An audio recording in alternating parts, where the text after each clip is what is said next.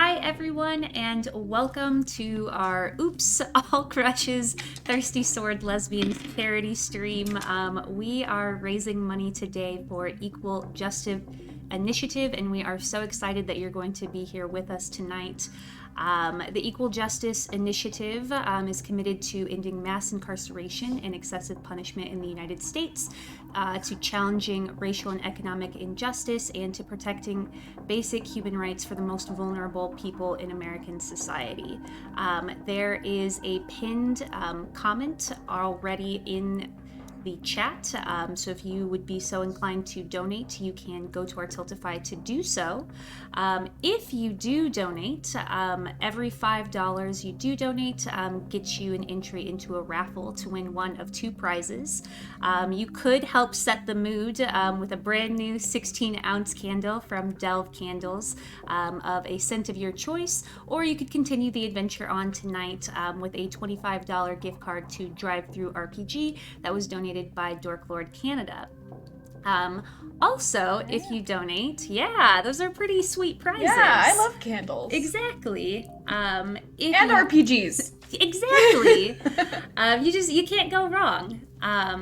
If you do decide to donate, you can also help gift some love to one of our players or our conductor today. Hopefully you're not feeling mean. But if you do donate $10, you could gift a reroll to anyone you see on screen. If you donate $20, you could gift a +1 to any player on screen. And if you donate $100 or more, you could name the next NPC. So please go and visit that Tiltify link if you are so inclined. And with that, I'm going to go ahead and let our folks introduce themselves. So we'll start with DK, who's going to be leading us today. Hi, hello. My name is DK. You can find me as @AbbaDarlings on Twitter. When I'm not here, I'm over on Exquisite Groups Presents and popping up all over Twitter, reminding you of Sad Girl Tumblr. And today I will be your conductor. And now we'll go to Harley.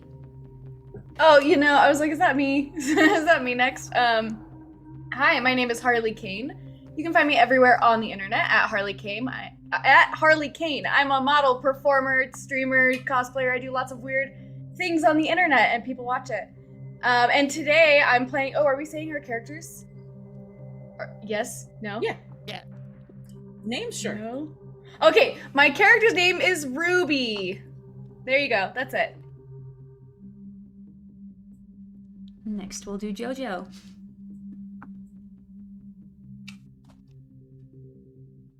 Hello, friends. I am JoJo on the internet, and on the internet you can find me at AnthropoJoJo. I am a anthropologist by day and tabletop RPG storyteller and player by night. And today I am very excited to be playing Gavalon. And I am going to pass it over to Chrissy. Oh, hi, I'm Chrissy. You can find me as Chrissy and Keller on all the social spaces, and I am a dice roller and a dirty joke maker, and I'm just incredibly awkward on the internet, and people occasionally find it funny. And Retweet. Happy to be here. Also retweet. And that leaves me. I'm Jess. You can find me on places on the internet at Jess the Human. And I'm really glad that y'all are joining us today for a night of crushing and blushing. And with that being said, I'm going to throw it over to DK to tell you a little bit more about our adventure.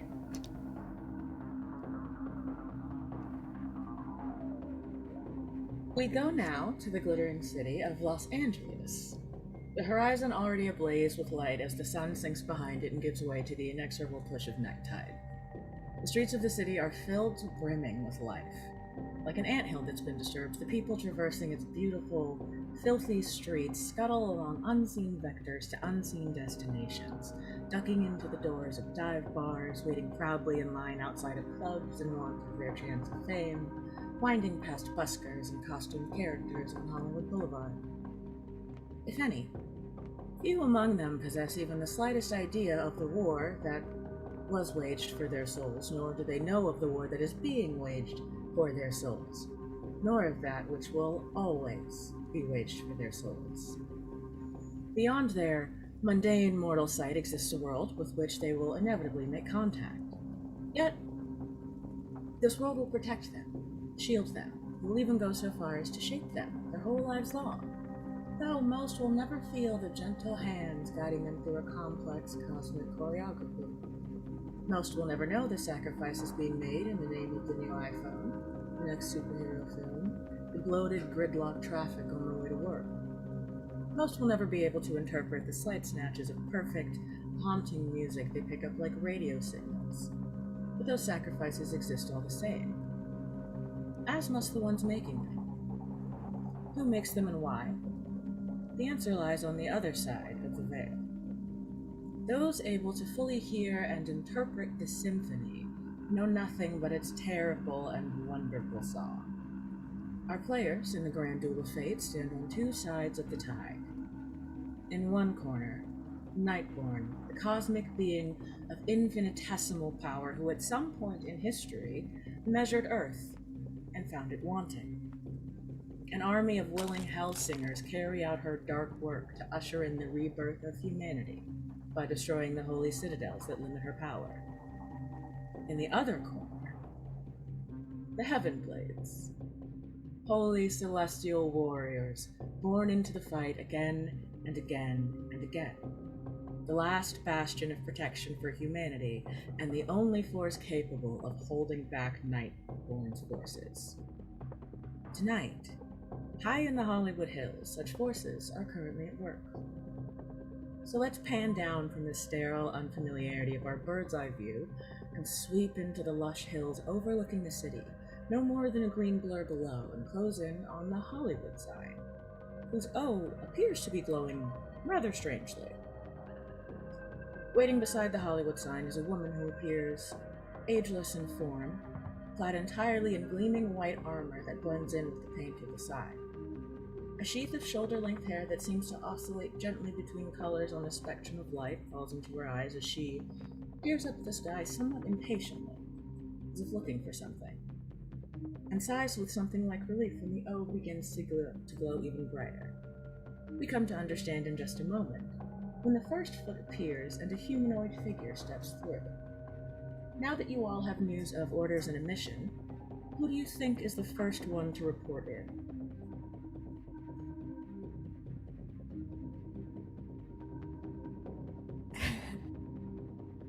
I can step through.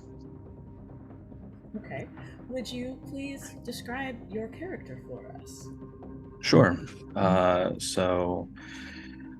Stepping through the portal is male presenting, kind of like chestnut skin tone, with hair pulled into like a messy kind of bun with one, anime bang that hangs over off to the side, dressed in like blues and silvers.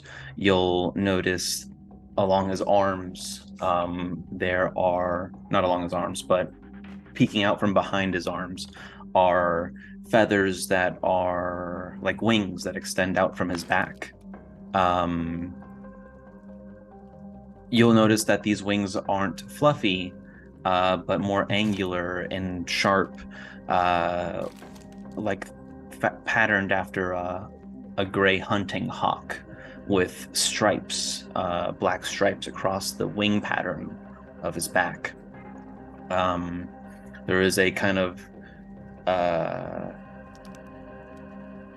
brass chest plate that adorns the front in these complementing colors, and affixed to his back is a long, you would surmise probably a blade, that is wrapped in like a tassels or like a ribbon, off-white, that secures and wraps all the way around up to the blade, which is affixed to a belt that kind of hangs loosely at his side with various other miscellaneous implements. He has yellow eyes. Okay. You step through the portal, Gavalon, and step slightly to the side in front of the woman who appears to be awaiting you. We'll come back to you in just a moment. Who follows Gavalon through the portal? You see a very pale figure almost float through, looking around, looking very similar to the individual that you had also just described. Like iridescent hair skin, her eyes are almost ice colored. Like there's a pupil and an iris there, but they're so pale there may as well not be if you're not close enough. And she is wearing actually a dress more than armor. She is wearing a long, flowing, pale white dress, and on her side is a sword that is made of diamond with a white gold hilt, and in the pommel is an alexandrite stone shaped like a teardrop. And that is Echo. Echo, you step daintily through the portal and make your way into line, and are followed by... I'll go next. So you see me kind of pounce out. I am very excited to be here. There is light in my eyes, and I am kind of sparkling as I wear a red sequin blazer. Underneath, significantly less clothing, black lingerie with some tights. Again, not necessarily armor, but we're gonna pretend that this is video game armor. It just works, you know? I've got pretty pale skin and almost silvery hair in a long braid down my back. And I have a sword strapped to my side that, if you look really closely at it, it almost looks like there's flames coming off of it. And I see my friends, my eyes light up, and I walk over to them. Thank you, Juna.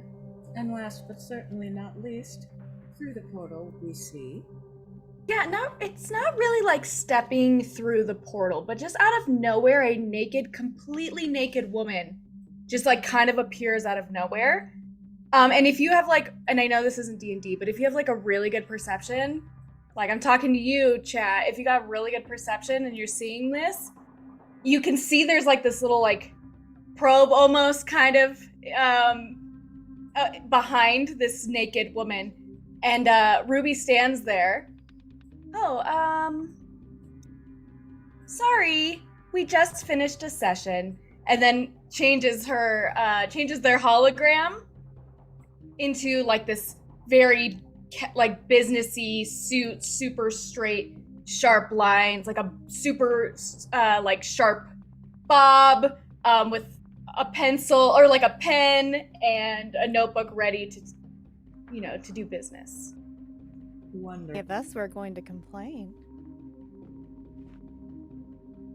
Are followed by the remaining 3 members of your unit, known as the Octet Far and Wide.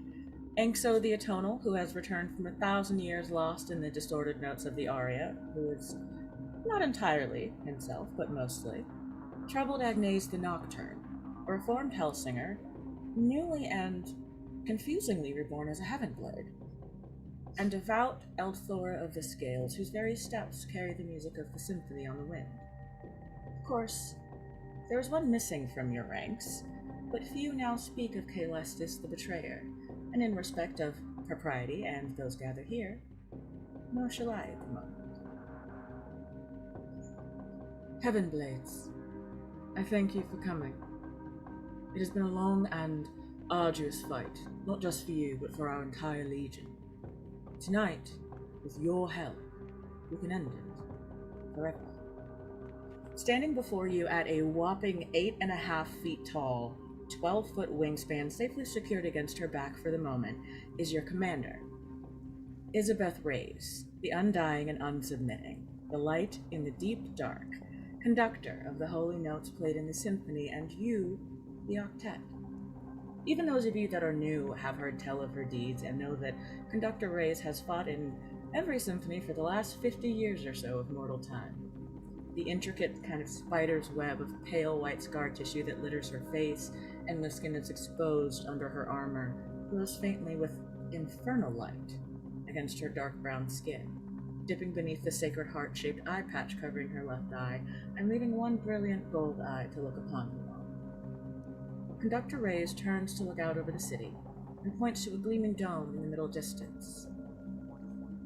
Now, our intel comes from a reformed Hellsinger, much like yourself, Agnes, and I have been given reason to believe in it as I believe in you. We've received word of the location of Nightborn's citadel. For the first time in history, we have the advantage. She was greatly wounded by agents of the First Legion and has retreated to a tower to sleep. We must strike before she is entombed and allowed to restore her strength. You can see sort of to her right and about 4 feet below her shoulder stands a woman you know mostly through rumor as the Citadel. Proxy Amygdia Reyes, who is the conductor's wife and right hand in battle. She is a slight and notably mortal woman, with floor-length black hair and silver eyes, who nonetheless stands fully armed and resolved to fight. Echo, you were there when the Legion learned that the Aria had been twisted into a new and terrible form, and that the holy power you all seek to and have sworn to protect had been distilled in a single, fragile mortal form. Ruby, deep in your database, near the very beginning of your storage record, you have files regarding her rescue by a much younger Isabeth Reyes, the moment the light and the Citadel first locked eyes, and the subsequent linking of their hearts and fates. Countless symphonies since in which they fought back to back.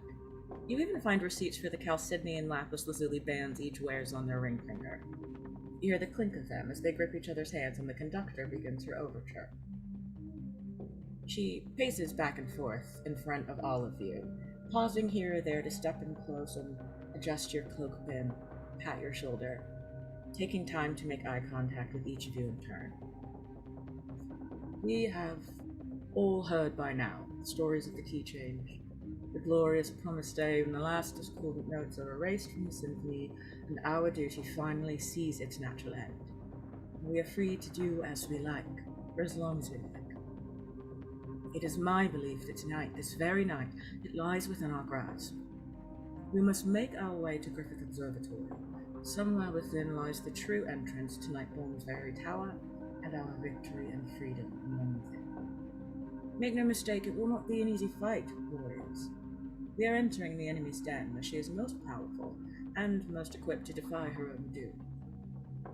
Nightborn is devout in her zealotry, and has infected her Hellsingers with her madness. They will die to defend their queen and her dream, and they will take you down into the deep darkness with them if they must. She comes to a stop in front of the 4 of you, faces you and draws her blade, the fabled bar staff whose hilt contains the notation of the first symphony ever fought and played, slamming it and her fist against her armor with a triumphant ringing noise. I do not ask you to win. I do not ask you to save the world. I ask only that of you which I ask of myself, which is to give your all. And if you must perish, that you make it count. Are you with me, my friends? For glory, for love, for the fabled day. Hi. For glory. For love. Is that it? We go now? You ready to go? There is a huge rush of wind as her wings jet out of her back. You can see that they're a deep blue nearest where they like touch her body, but they bleed out into a kind of a raging inferno of feathers and shades of red and yellow and orange, flames sort of licking at the very tips of them. She turns to you, Ruby, and says, "We move out in 5 minutes. Make sure you have what you need, and bring everything you've got." As she nods curtly, kind of winks and steps away to sweep Amygdala off to presumably discuss strategy, you all have time to think and make your final checks.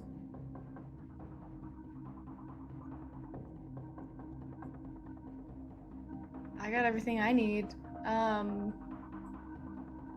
I mean, I'm sure I can whip up something for anybody else who needs it. I'm just like in my hands, I'm like holding, I don't know, a sword, and then I change it to an axe, but they're like not actual weapons. It's just like, anyways, a dildo in the other hand. Just like anything you guys need, or Can you do like a whip with that? of course. And I'm gonna like whip it towards you, but it's a hologram, so it's not actually going to do anything to you.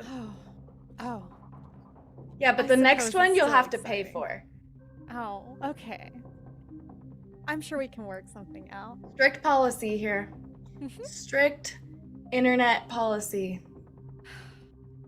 Have you But I'm gonna ever- write that down. Whips. Whips. Okay, sorry.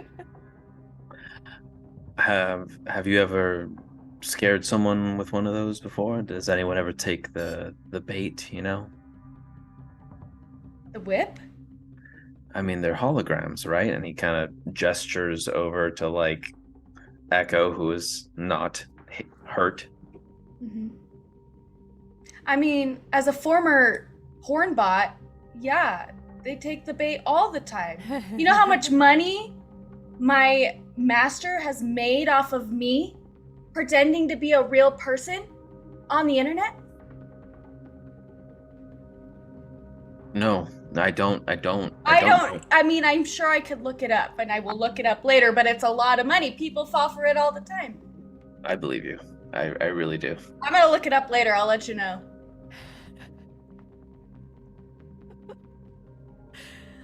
Juna, you ready? I am. I think I'm ready for what comes after it, though, with the whip and everything else. Are you? Oh, yeah. I can bring a real whip if you want. Yeah, actually. I would never say no to that. Right. Also likes whips and just, putting the database here. I'm gonna have a whip now just on me, kind of in my back pocket. Suits don't typically have back pockets, but we're making one on this suit. It's a practical suit. A tactical one, you know? All right. You all have made your final checks, and you have made your promises to each other of the good time that awaits you when you succeed at your mission. Your party takes off down the hills, vaguely in the direction of Griffith Observatory. How do you travel? Those of you that do fly, do you? Those of you that don't, do you have a steed, perhaps? How would you like to get there? I would love to ride one of the people that have wings, if they'll have me. I do have wings. I do have wings. You can ask. How do you ask me? I would walk up, I'm stretching. I'm tightening my sweet combat sandals. You know, the ones that wrap around to like mid shin, because I got a sweet battle tunic on, and my ready. I'm got my gear, my shit's all wrapped up. I'm hyper ready. What? Enter my domain. What do you say to me?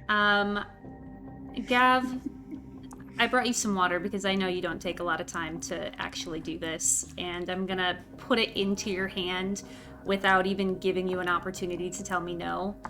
Can I hitch a ride? I uncork and take a really big, like 3, 4, 5 Mississippi glugs of water, because I in fact haven't had water today. I'm far too angsty for water. So I do drink a lot of it. I very begrudgingly kind of, it feels like a fair trade. So I'll get you there, but you make sure you don't slow me down once we're there, okay? Oh, that was easy. He always is. I would offer to, take you with me, Echo, but I just like go in and out of like my little orb just carries me. So, and I kind of go in and out like, are we there yet? Are you guys not there yet? Oh, you guys take forever. But I guess you could try and hold on. It's really little though. Oh, it's okay. I can glide. I can float. It's fine. I don't have wings, but I don't really use them. Yeah. Yeah. I knew that. I mean, it's easy to forget whenever you don't see the wings. Everybody else has wings, so you think the people that don't have them can't just do their thing, but I just kind of... Very ghost-like, actually. It's real spooky. Spooky. Well, let's go. Where are we going? All right. I got the little map up. Oh, are you gonna guide us? Okay. Do you have your location turned on? We have to be sure that that's on before we even move. Sometimes, there's like a cardinal sense. Yeah, it's fine. Yeah, oh shit, my Bluetooth isn't on. That's why it's not working. Now we're good. We're good. But I also don't want them to know where I am. Oh no. Ruby, you can just get turned on just like that. Oh, it's so easy. I'm always turned on. Bluetooth not. Me, yes. Fair. It's a relatively quick trip. You make your way in short order in your various forms of travel over the hillsides and into the greater city, more or less unseen by mortals who tend not to see what they don't want to see. And you make your way to Griffith Park. The Griffith Observatory is a sprawling monument in the middle of Griffith Park in Los Angeles, but it is early enough in the evening that the typically incredibly high traffic tourist area only has maybe half of the hundreds or so mortals milling about its grounds that it normally would. You can see on your approach that there are 4 entrances, and you've arrived on the western side of the park. There is no sign of Nighthorn or of her agents. What would you like to do?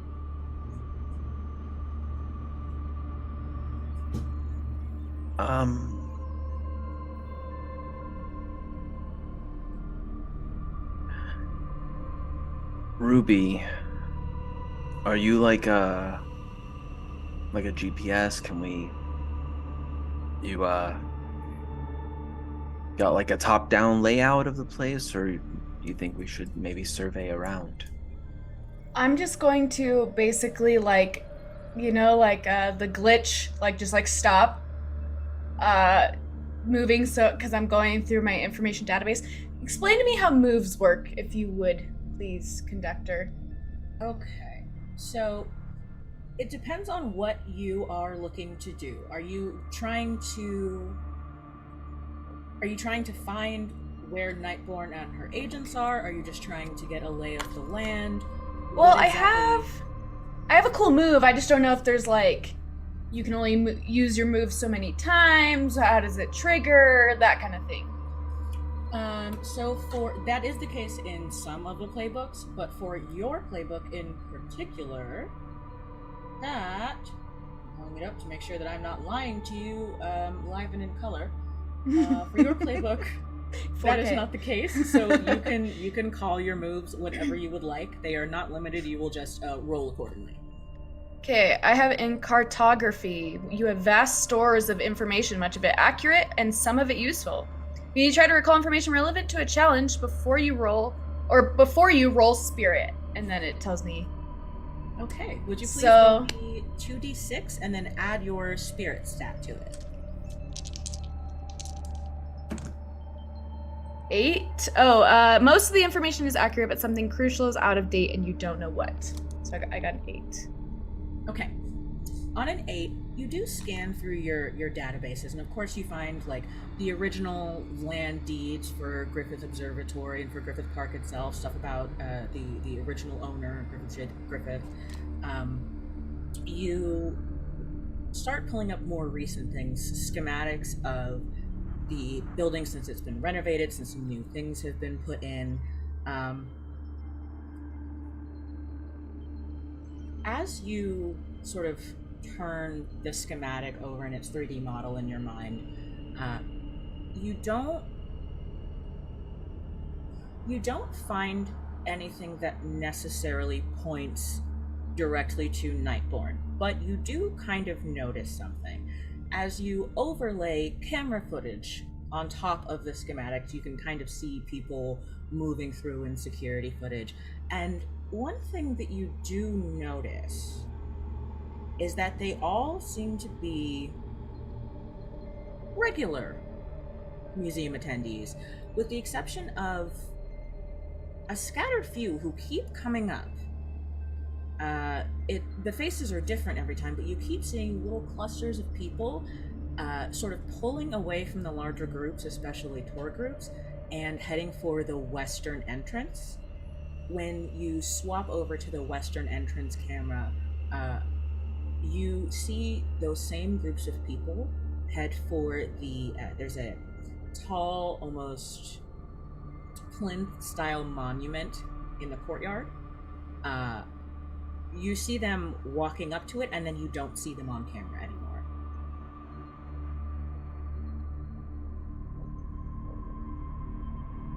Okay. And then I like kind of glitch back out.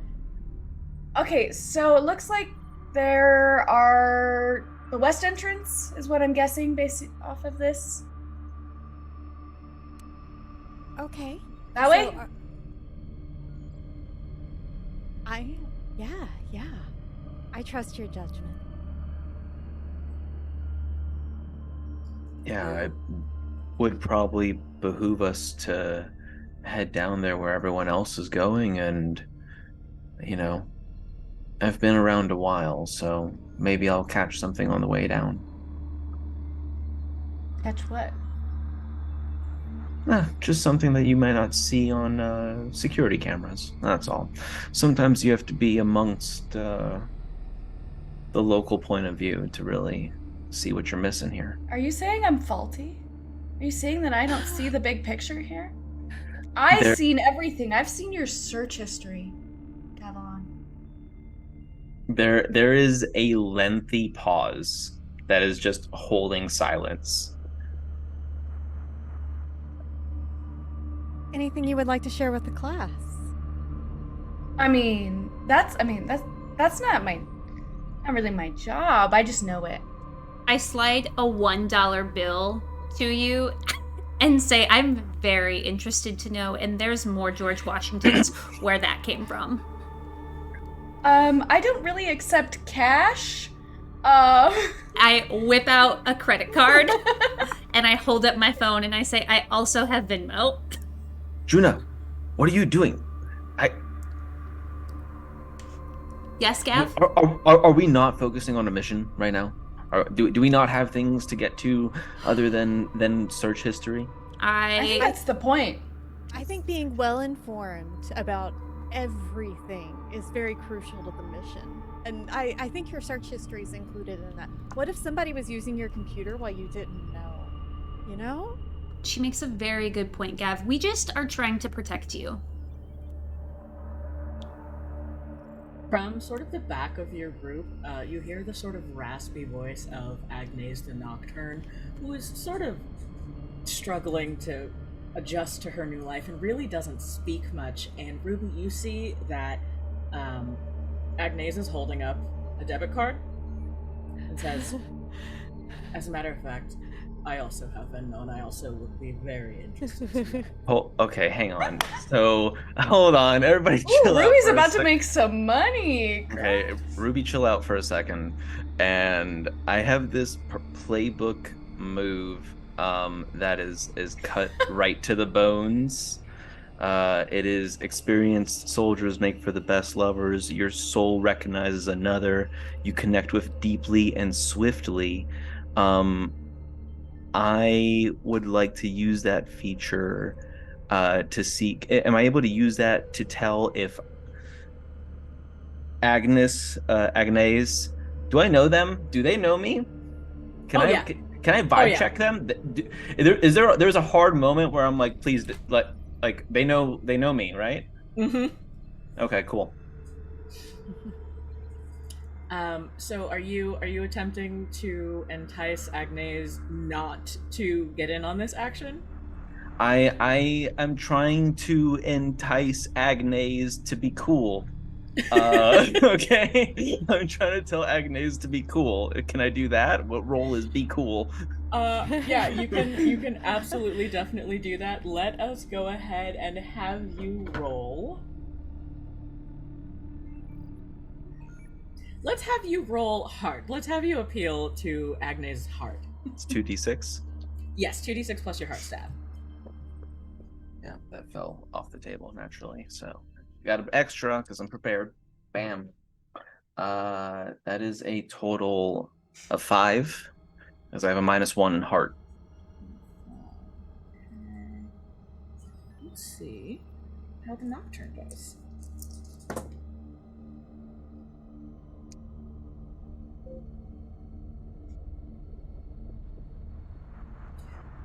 You make big, pleading eyes at Agnes, so you've known in this life and in past lives, on both sides of the tide, to just be cool about this. And Agnes... Oh, and it looks like, before Agnes speaks on this, it looks like we hit our goal already, which is crazy. That's bonkers. That's Wow. bananas. Thank you so much, everyone. All right, I start taking off clothes. I'm just kidding. Not on this stream. You switch Gotta back go to to your the fully other nude website. Cyberwoman. Not on. I'll do it. All right. Oh wow! I'll take off my sweater here in a second, but I'm cold. Sorry. Agnes sort of sidles up to you, Ruby, and makes eye contact with Gav and goes, if you look in the folder, I believe it's titled stickers.jpg, you'll find some interesting things. Agnes rolled an 8. Agnes is a sellout, is what they are. Okay, and I'm gonna go have a conversation with them as soon as my privacy is violated. I'm gonna go use that moment to shoulder check them, and then hopefully start a dialogue about the approach. Okay. They take the shoulder check in fully good humor and go, I really don't know what the problem is. You've seen my search history, and it's a lot more concerning. You can look at that if you'd like, by the way, Ruby. Let me know if anything looks interesting to you. And winks Oh, at you. trust me, yours isn't that much worse. Oh, well. Mine It is has been not. a Just while since we remember- checked in, Gav. Mine is not worse than Agnes. Number 1. Number 2, Agnes, can you be cool, man? Can you bring it out? Remember, nothing is private on the internet. Dun dun dun. Look, it's team building. But all right, I'll be cool. We should take Ruby's very, very sound advice and head for the western entrance anyway. Behind you, like at the very back, Elizabeth is sort of just watching all of you. She has sort of a glamour, so she appears to be in sort of human clothes, but you all can see her true form, and she just... Shall we? Are you not entertained? I'm Is this not what deeply you came entertained. for? It's absolutely what I came for. It's why you're my favorite unit. I just suggest we walk and talk. Oh, okay. Multitasking. Yeah, that's a thing. Exactly. You begin to make your way over to the sort of western entrance, and you do see, before you even approach like the actual doors of the western entrance, you can see that there is a courtyard with a tall, not imposingly so, but a tall sort of freestanding monument that's got astrological models on it and names that you all would recognize: Isaac Newton and Galileo, different astronomers. It is the the Astronomer's Monument in Griffith Park. You can see that this is the point where those people were arriving and then disappearing, but you don't see, obviously, any doors or anything like that. You are welcome to take a look at the monument and this area and see what you can discern.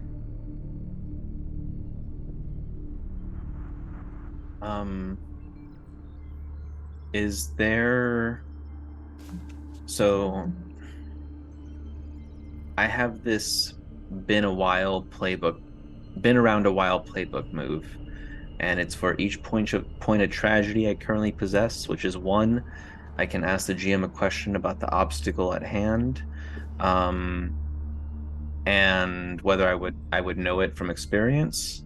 But the connection works both ways. For each piece of information I gain, I lose something important, or an adversary gains the upper hand on me.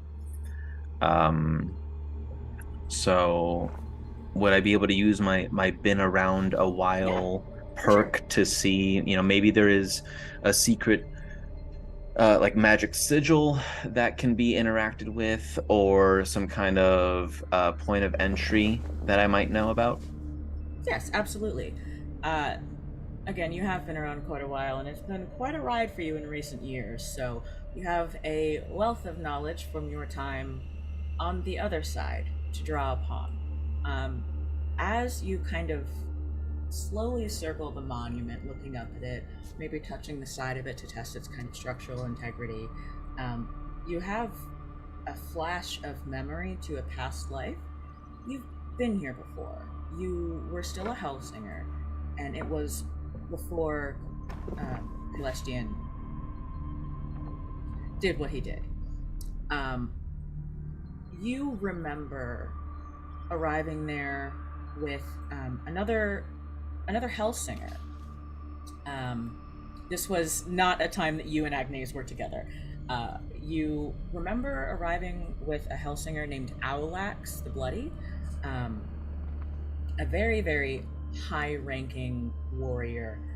Not quite as high-ranking as you, but someone who was very much kind of on the up and up in the ranks.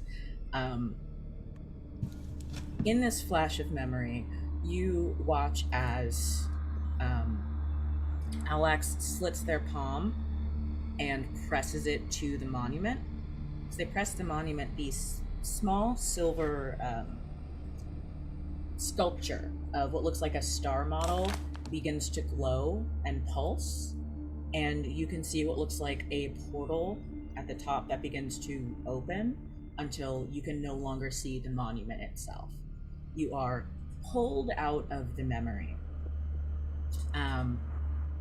As you sort of catch your breath and turn to tell your comrades what you've learned, you note something else.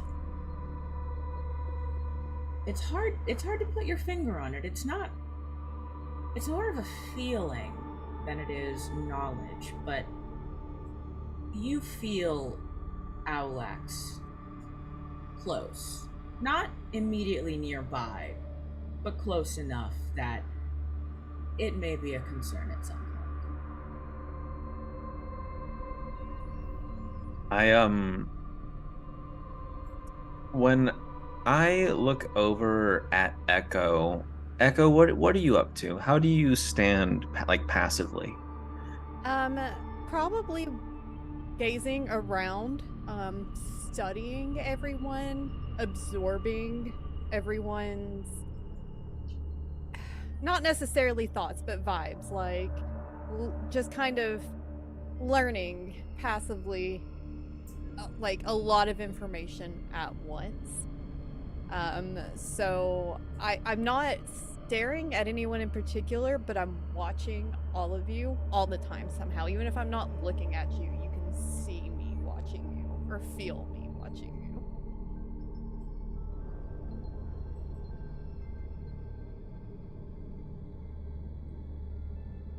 you.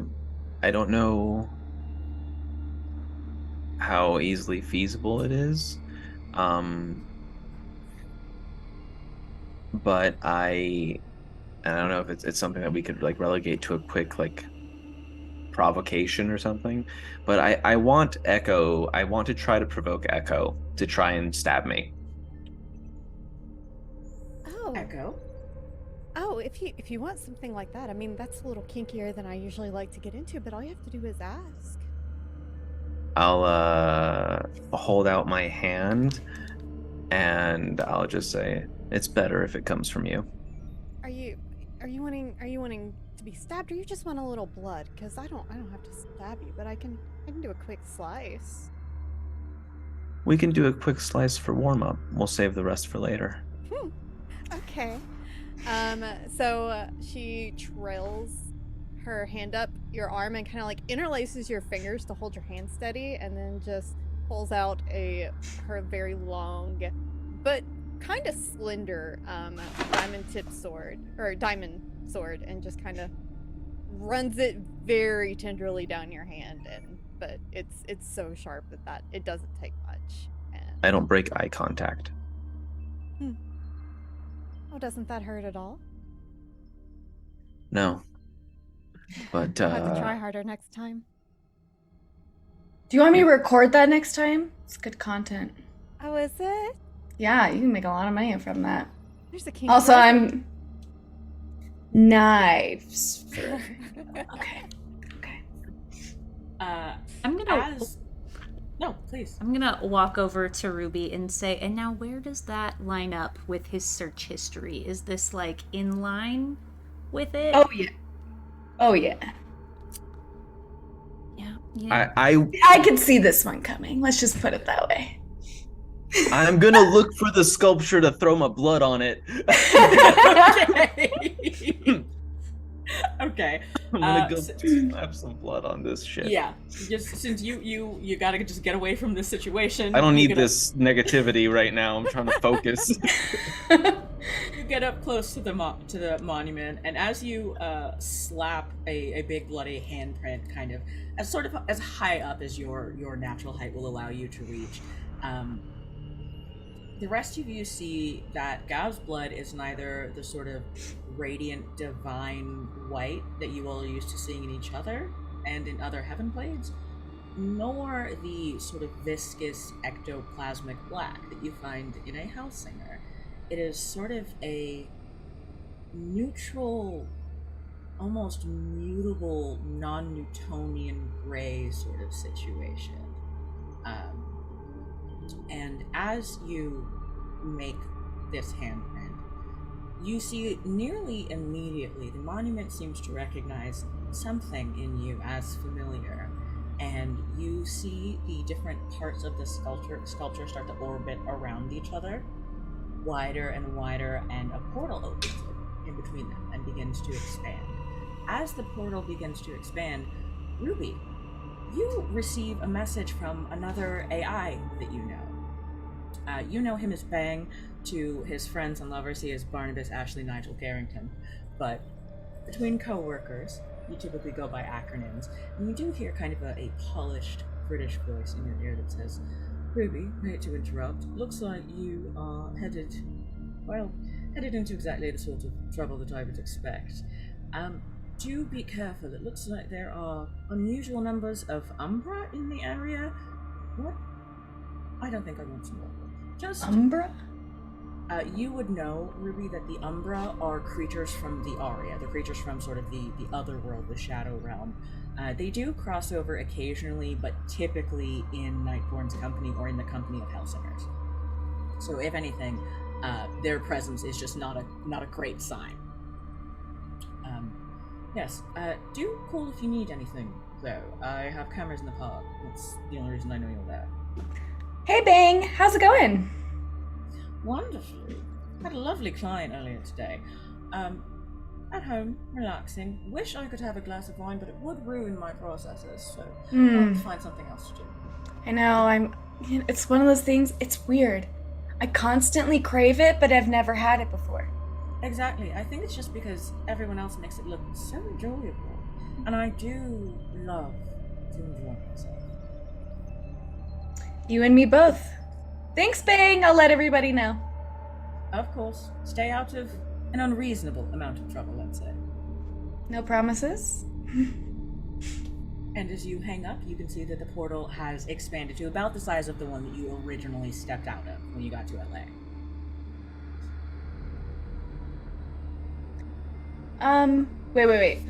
Wait, sorry. My brain totally spaced that part. Fair. That conversation was happening while Gav was just kind of smearing blood on the monument, and the portal has been sort of slowly expanding while you're having this conversation. So right about when you hang up and it's actually something you can step through, is when you sort of look over and see that, oh, there's portal's done.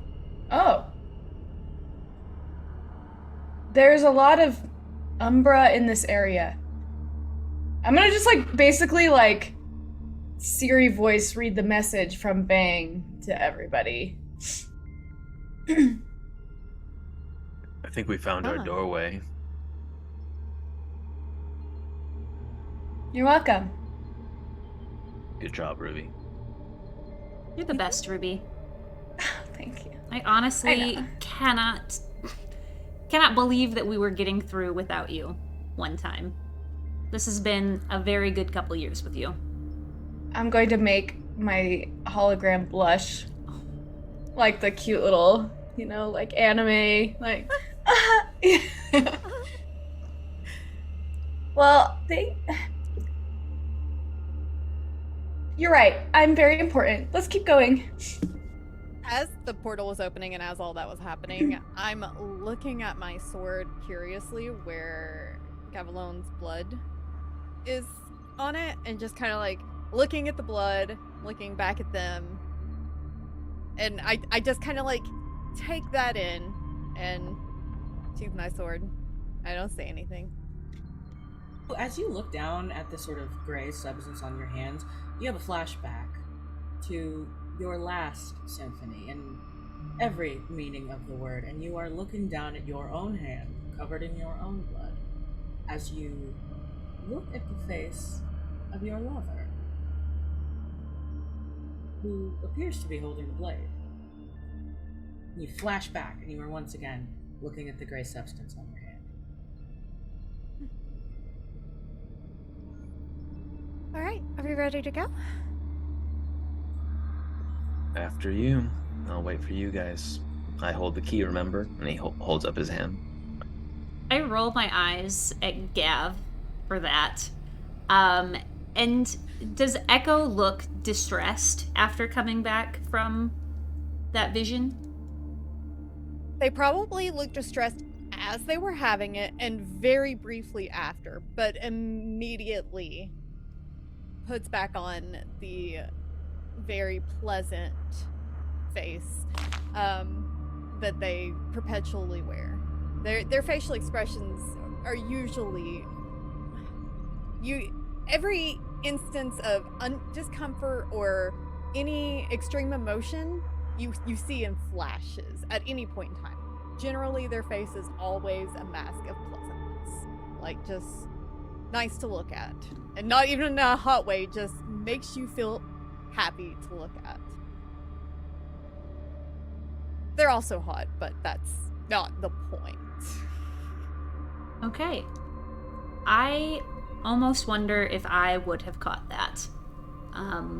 Is there any sort of roll for that DK, or do I just decide?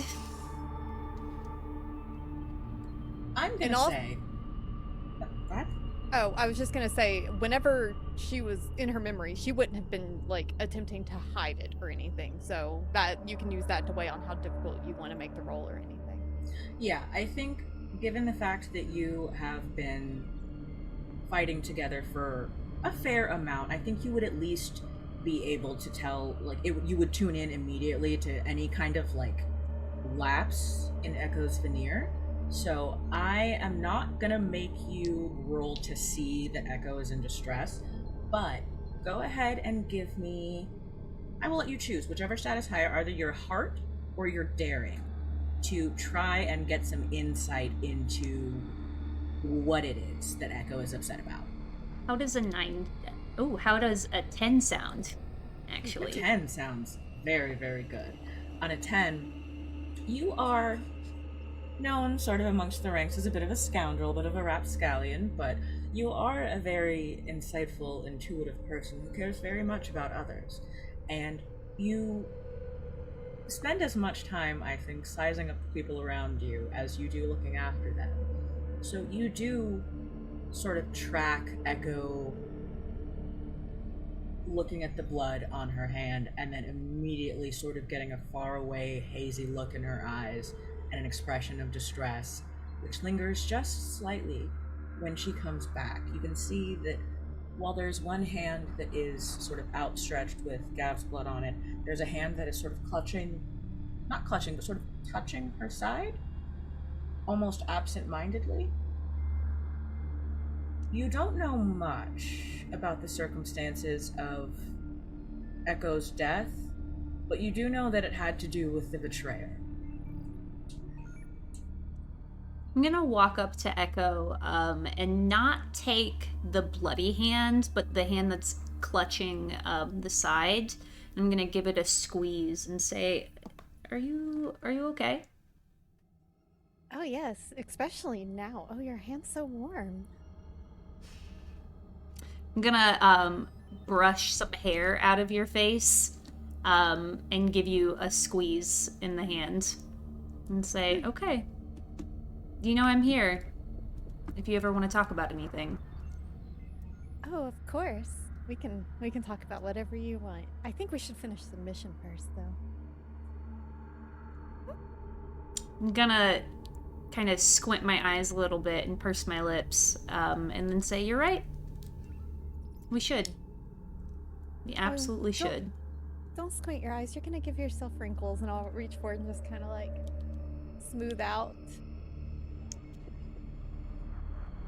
I am going to stop squinting at Echo and turn towards the other two and ask, "Are you two ready?" I'm already through the portal. I didn't wait. My blood is dripping onto the floor. I'm like, no, this is fine. Just take your time with your tender moment. I don't know when the portal will close at all. And just looks at the bloody hand. Gav, your tender moment can come soon enough. You don't have to be sarcastic all the time. Are you going to be my tender moment? I will be your tender moment anytime you want. All right, through the portal. Come on, let's go. I'm going to lead Echo through the portal by her hand. The rest of the octet does follow. It's sort of customary for usually the commander will walk in front when you're moving, and then her wife will walk in the back. But since you are moving through a portal, they are standing at the very back in front of the rest of the octet. You make your way through the portal where Ruby is already standing and waiting for you, and you find that you have stepped into the Aria, the nebulous space between worlds where things are possible that perhaps should not be. It's not an entirely fantastical place. It is a place of numbers and ones and zeros, somewhat digital space, someplace that you, Ruby, are probably very familiar with. This portion of it, though, is unusual. You find yourselves on what appears to be, with some investigation, a massive chessboard. And when I say massive, I mean the size of a city. Everything is laid out into white and black squares, and the buildings are all shaped like different chess pieces. You can see in the very, very distant, sort of behind all of the other buildings, that there is one tall monument with a flaming crown shaped like a queen's chess piece. Ruby in this, when you look at Ruby after stepping through the portal, I'm all zeros and ones. I'm just like all like I'm very 2D. Like almost like I'm like against a screen, very pixelated. Is this where we're gonna be the whole? Is this? Well, looks like there's a bug. I'll have to fix that in a second. I feel so naked. Oh, well, not quite as in the same way that you were whenever we first saw you this evening. That's I not suppose naked. this is- Oh, it's not? No. I guess That's not in like your fake case. naked, you know? Oh. Is there a way, can I figure out a person and see like if Ruby's okay or if it's the sight of the tower that disturbs them? Is that something I can do? Yes, absolutely. Go ahead. Are you trying to deduce this logically or based on your connection to Ruby? I definitely keep an eye on whenever Ruby, if ever Ruby gets distressed, it's something that I focus in on for a little longer. Okay. Then I will let you choose whichever is higher, your wit or your heart. Plus 2d6, please. It'll be wit. I have a weak heart. But it'll be a total of 8. Okay. On an 8, Ruby, what is Gav able to determine? I will let you decide how much information they are able to glean, how much you are giving away, and how much is left to interpretation.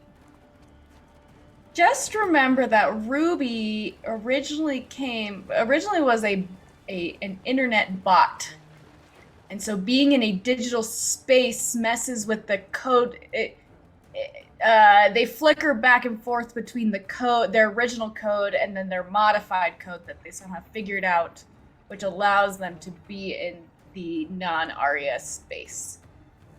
So it is a code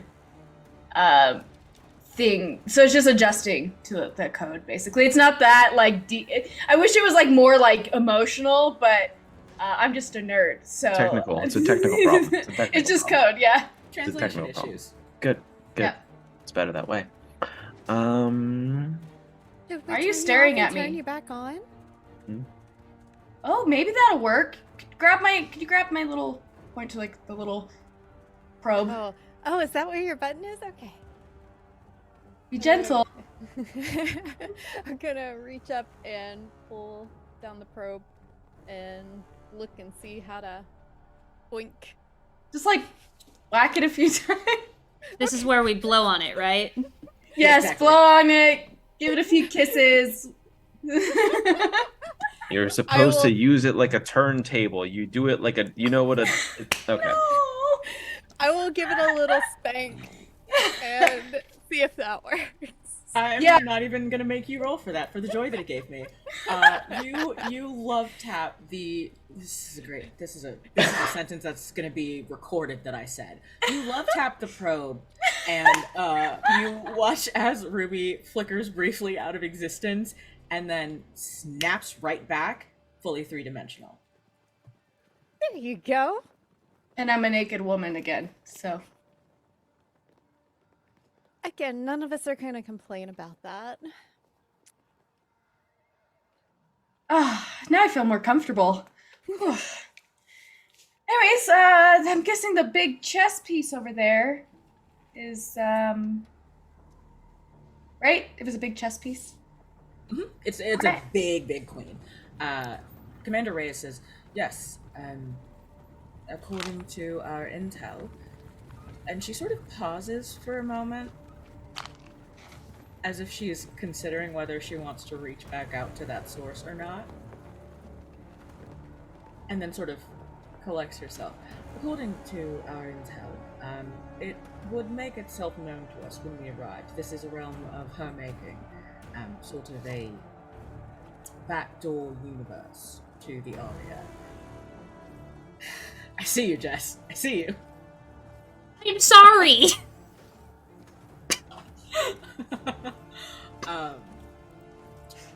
Our objective is to make our way. We can make. Why is that funny? I missed the joke. Can you elaborate? No, it's okay. Came in the back door.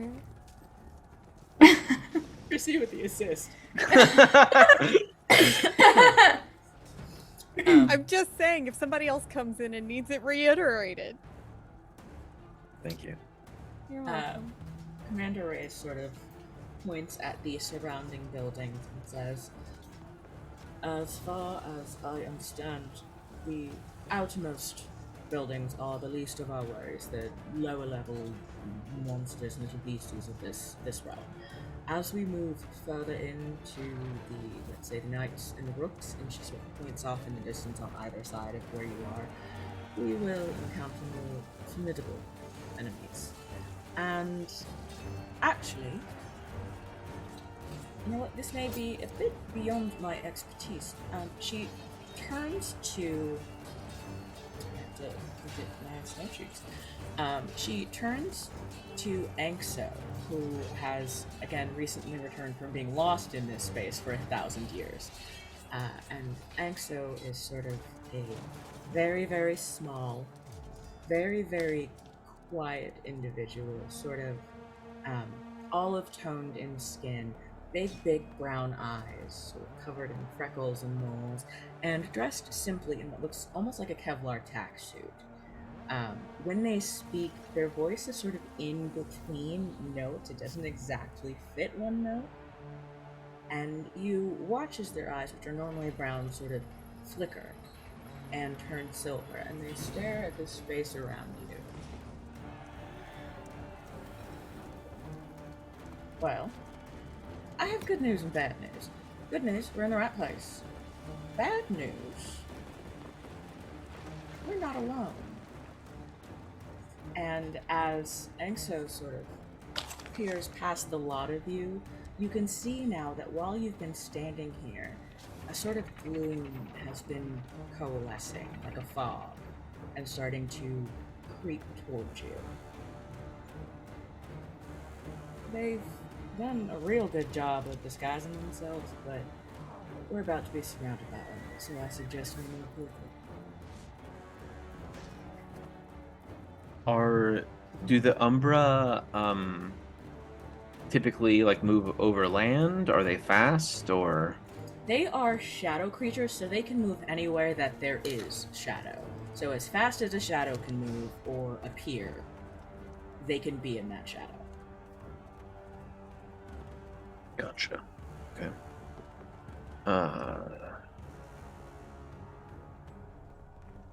And do we know this about them?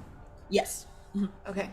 These are creatures that you would have fought before, probably in much smaller numbers than this, because of where you currently are. But you fought Umber before. You know that they're kind of they're creatures made out of darkness. So they're very, very hard to physically grab hold of.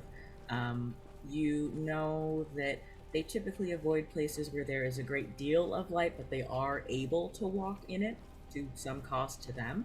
And that they're sort of mindless for the most part, more of a hive mind than they are individual thinking sentient creatures. Do I sense Owl Axe the Bloody? Do I get that vibe check still? Do I still have that? Now I'm gonna have you roll for it again. I will let you choose again. Okay. You can roll either your daring, Okay. or your daring or your spirit. I'll roll Spirit. That is a 9 plus 2 is 11. Oh yeah. On an 11, Alex is in that tower. It's almost like there is a flaming beacon of just the energy that you remember from them, which was at one time very similar to your own, somewhere near the top of the tower. So, well, with any luck, maybe we don't have to worry about the small fries and can avoid them or scare them off if they catch up. But anybody good at being scary as opposed to just cutting them all to pieces? I have an idea. I just don't know if I would need a move to do this.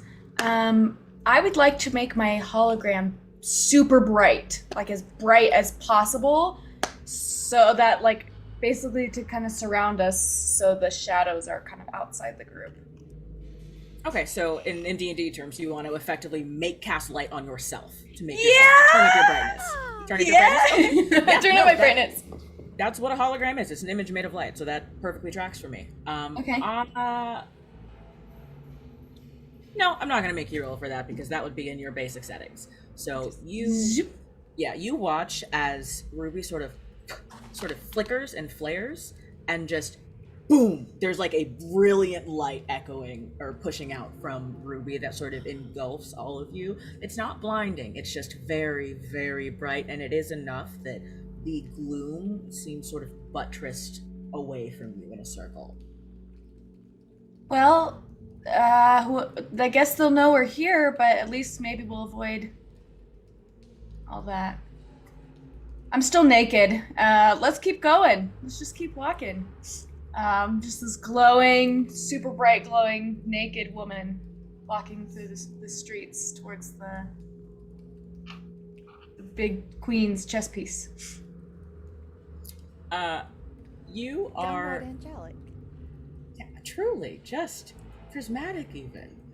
Don't worry, I gave her like really big tits too. Good, of course. Yeah. Sure. Yeah, why wouldn't you?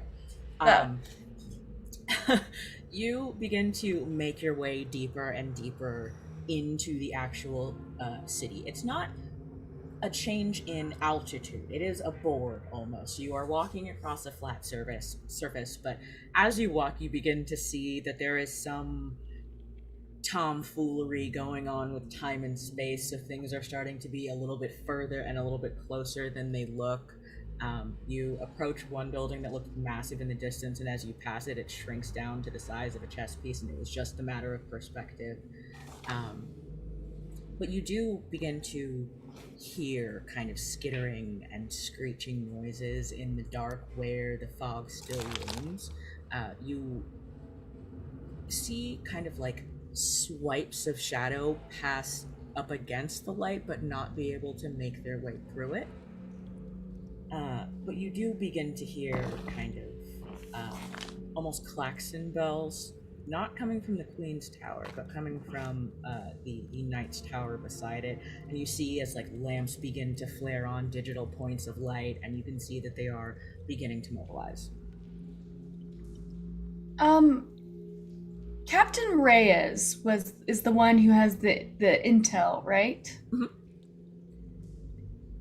I'm going to turn towards them. Remind me who your source is for this intel? Our source is a reformed Hellsinger who provided us with information enough to convince us of their loyalty. And where are they now?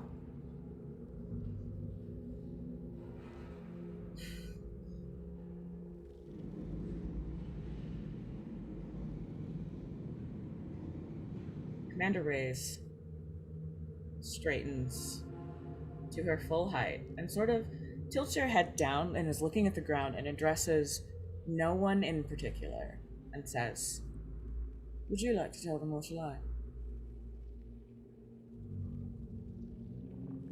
I can speak for myself. Yeah, I've been around a while. What can I say? So, I have some information. And I'm just making sure people that are close to me stay safe. And I think that's going to be good enough for me.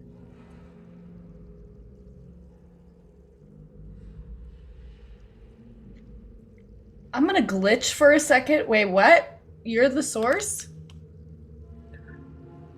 Yeah, no, I would wager that I've probably fought most of you on and off through the symphonies, but you know, after so many conflicts, you start to lose sight of why you were fighting, and then kind of like starts looking around, like hard maintaining eye contact. I I thought it would be easier to hate all of you. I really did. So virtuous and looking down on us, but I found some things that were worth protecting on this side of the symphony here. And while the ascension was difficult, and he flexes out his like hawk's wings, I rather liked the bat leather that I used to have, but I suppose these are a nice addition to the aesthetic. I'm just trading information for safety. That's all. I am doing everything in my power to catch Echo's eyes to see if she is as like jaw on the floor as I am right now. She was like the first few seconds, and now more it's like a Rolodex flipping back and forth between curiosity and memory, like just going back and forth, trying to continue absorbing because that is what she's used to doing, but also having flashbacks and trying to piece things together and just focusing on, oh, that explains the blood, that explains, and then yeah. Don't worry, you won't recognize me from the last few bouts, though I recognize you guys. This time around, I came out fresh, a little more charming, if you can believe it. I will say, I'm just gonna kind of like whisper it to Gavilan. Those things in your history now all make sense. I'm glad you finally said something, though. Well, you get accustomed to a certain kind of intimacy. It's hard to let it go sometimes. Don't kink shame here. Okay. I wasn't talking about your porn history, bro. I you were looking up evil shit. I feel like we're losing the thread here. Agnes steps up behind you and kind of shoulder checks you, and the rest of you can kind of see now that they're standing side by side. Though Agnes' wings are more sort of sable in color, they have that same kind of like streamlined shape. They're not fluffy like the rest of you that have wings, or like the rest of the wings that you've seen on Heavenblades. They are definitely something in between what you are used to seeing. And Agnes kind of smiles at Gav and says, well, you gotta admit, the company is a lot more attractive on this side. Agnes. I'm uncomfortable now. And he goes, they're, yes, we know they're all very attractive. You're all very attractive. We get it. It's okay.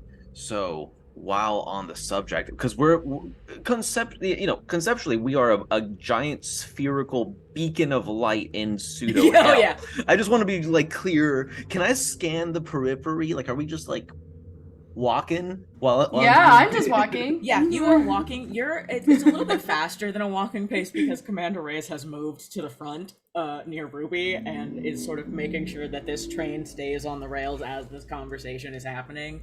And you continue to hear like that skittering and screeching in the background. It gets closer sometimes. It's hard to tell with the way that the buildings are set up exactly where in the darkness they are, and it's a lot more of a contrast now that you are kind of in this beacon. If you would like to roll either your, and this goes for anyone, if you'd like to roll either your wit or your spirit to kind of get a sense of what's going on in the dark, go for it.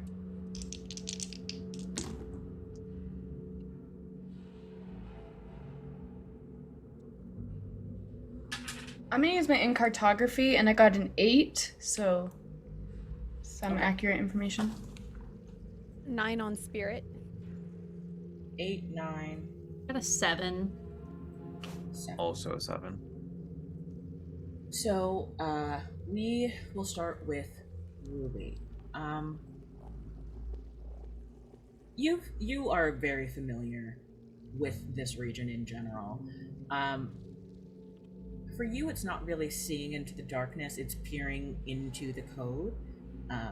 it takes a minute to separate everything from sort of your original source code, but once you're able to see clearly, you can see sort of almost like I want to say almost like jackalope sort of shaped creatures for the most part. They do range in size and shape a little bit, but for the most part, the ones that you see immediately around you are very, very small, kind of more annoying than anything else, potentially dangerous as they group up.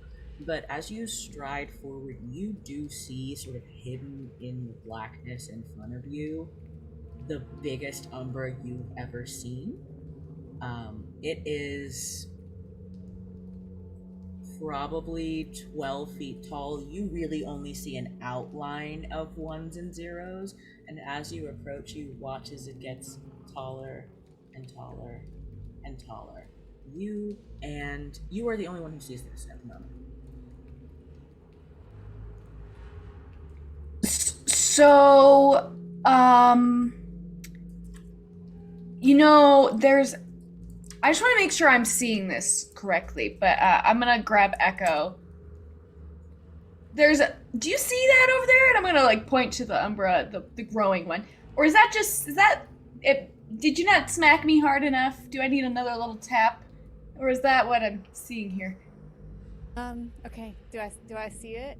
Now that you are being now it's almost like looking at constellations at night. Now that Ruby has sort of pointed out the shape of it, you are able to make out more like a spectral impression of it than ones and zeros, but you are able to see the figure that Ruby is talking about. Oh yeah. Don't get me wrong. I'd be happy to smack you again at some point, but no, I see it. That is very large. Is that an Umbra? Or oh god. I think so. I think you all should pull out whatever weapons you're hoping to use. Angso looks up into the darkness, and you see that kind of again flickering of their eyes. And Ruby, I think you're the only one in a position at the front to see as their eyes get very, very wide, and your eyes flick, and you can see that the Umbra is now approaching you at more than a walking pace. And Angso sort of shakes it off and draws their double-sided battle axe and moves to stand in front of in front of Ruby, sort of blocking the light. So there you have light behind Ruby, but in front of Ruby it is darkness. You watch as Angso sort of vanishes into this darkness. And with the Umbra approaching you at what appears to be a run, to those of you who can see it, we are going to go to break. I'm sorry, did you say a runt? That one looks... Run. Oh, okay. I was going to say, if that one looks small, then I don't want to know what they look like when they're big. We'll find out. Wait, did someone just get eaten? I just want to make sure I understood that. No, Angso has sort of just is shielding you because you're the light source. So Angso has stepped out in front of you so that everyone else still has light to see by. Okay. All right, with that being said, friends, we are going to go on a quick 5-minute break. If you're not getting up and stretching and drinking water and using the restroom, I don't know why you're not. Go and do that while we go and do that. And we will be back soon. Hi everyone, and welcome back. We are playing Thirsty Sword Lesbians today, and we are raising money for the Equal Justice Initiative, who's committed to ending mass incarceration and excessive punishment in the United States, to challenging racial and economic injustice, and to protect basic human rights for the most vulnerable people in American society. We have actually hit our $300 fundraising goal. Thank you so much to everyone who has donated. But you can still continue to support this amazing cause by clicking in the pinned comment in the chat to our donation link at Tiltify. If you do decide to donate, you can gift a reroll for $10 to any player, and that includes our storyteller, DK. You could gift a +1 to any player, again, that includes DK. Or for $100, you could name the next NPC, like Bang from earlier. For every $5 you donate tonight, you will receive an entry into a raffle to win either a 16-ounce candle from Delve Candles, or you can get a $25 gift card to Drive Through RPG that was donated by Dorklord Canada. So please, if y'all have the means, this is a really important cause, please do donate. Anyway, that is enough from me. Welcome in, Raiders, from Julian's stream. I hope you had a fantastic stream. And with that being said, I'm going to kick it back over to DK to probably get ready for combat. It's funny you should mention. We return to the Aria, the other space between worlds, where your party is on the way to, hopefully, stop Nightborn once and for all. Unfortunately, in your way, there is a massive creature of shadow and magic approaching you at what is rapidly becoming a full sprint. As they bear down on you, what would you like to do? I have my sword out and I kind of glide in front of Juna, ready to fight. And if it comes to a point that I can make a strike, I have a move. Which one goes my playbook? There we go. I have a move called well, where did it go? I'm so sorry. Toy Soldier. When you fight for someone else, roll heart instead of daring. Okay. Juna, where are you? Are you kind of toward the back of the group? Are you close to Ruby and Gav? Sort of where are you in the orientation? Ruby has some non-clothed big old titties that I would like to look at, so I am near the front. Alrighty, we respect it. So, that means that you, Echo, are stepping up toward the front as well, and go ahead actually and roll your heart for me. Okay.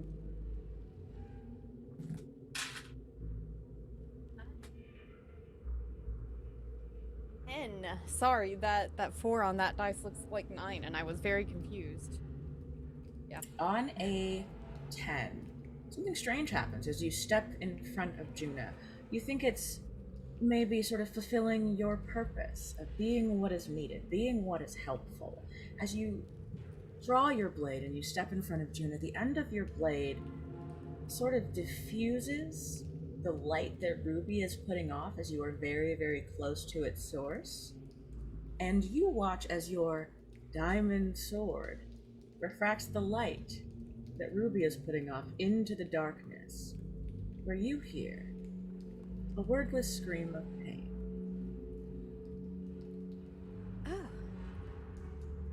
Oh, I did something.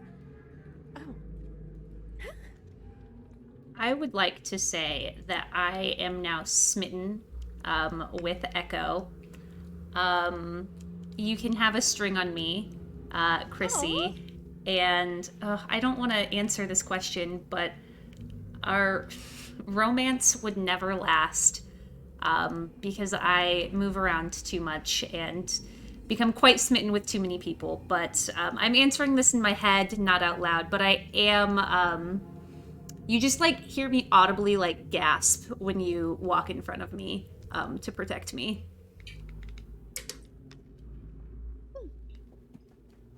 Gav yells from the back, "Flash them!" I'm working on it. Yeah, so I have a question. Remind me who's in front of me? That would be Anxo. They're the one with sort of the freaky glowing silver eyes. You can see flashes of silver in the dark. You know that they are still very, very close to you. They're just kind of on the other side of the light barrier. But they are sort of acting as a body shield so that nothing happens to you, so that everyone else can still see. Okay, Anxo, do not get in front of my very bright titties right now. Make sure to be over. I am full brightness right now. Are you sure that's very tempting? Yes. I have a question about the Umbra. Mm-hmm. Umbra? Yeah. Are they like emotional? I would say not in the sense that we as sentient people are emotional, but they appear. You've encountered them enough, and you have access to databases and reports and things. They appear to definitely experience rage, especially if struck or wounded, or another member of the hive mind is wounded. Um, they can experience fear. It's a little bit harder because of the dimension that they're from, but it is possible. You've never seen them express love or joy, but there is something resembling feeling in there, something that could be Do affected. they like music? There's one way to find out. All right, I'm gonna do the emptiest orchestra. You always know what kind of song most appeals to someone when you try to. In addition, if you invite others to join in the song, take +1 forward or clear condition. But I would just like to play some music and see what happens. Basically, play their favorite song. I was so hoping that's what you were going to use. You scan your databases at the speed of light as you watch as these figures start to approach and the Umbra is bearing down on you. And you find buried very, very deep a chaconne, a rapid violin piece that is normally played by a soloist that very quickly moves up and down the scales. It's a very vibrant, very intense kind of piece of music. And as this begins to sort of fill the air, the large Umbra that is running towards you stops dead. And it doesn't have a face, but the thing that functions as its head, generally speaking, seems to it almost looks like it's confused, like it's trying to figure out what's happening. And as the music begins to build and swell, you watch as the Umbra, all of them, not just the large one, begin to sway from side to side in time with the music. I'm just gonna keep going with that music. Like, all right, everybody, headlights, music, it's a party. Go for it.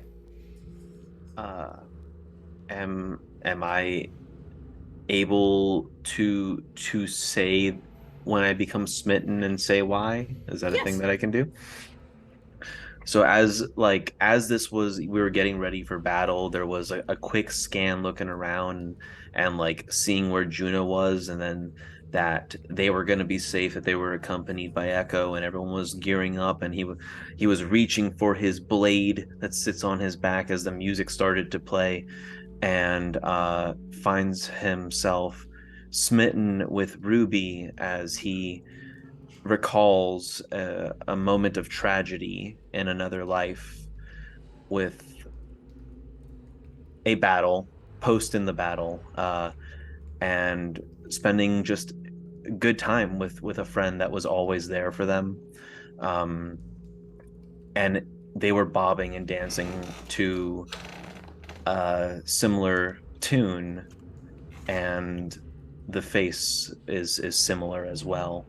And is kind of a moment where you ever hear a song that means something to you, but you haven't heard it in so many years. And then I say, I answer the following question for the divest of my armor perk. Why are you certain that your tragedy will make you lose them? And I maintain the grip on my sword, and I think to myself that at the end of the day, they still came from the other side of the symphony. They all did.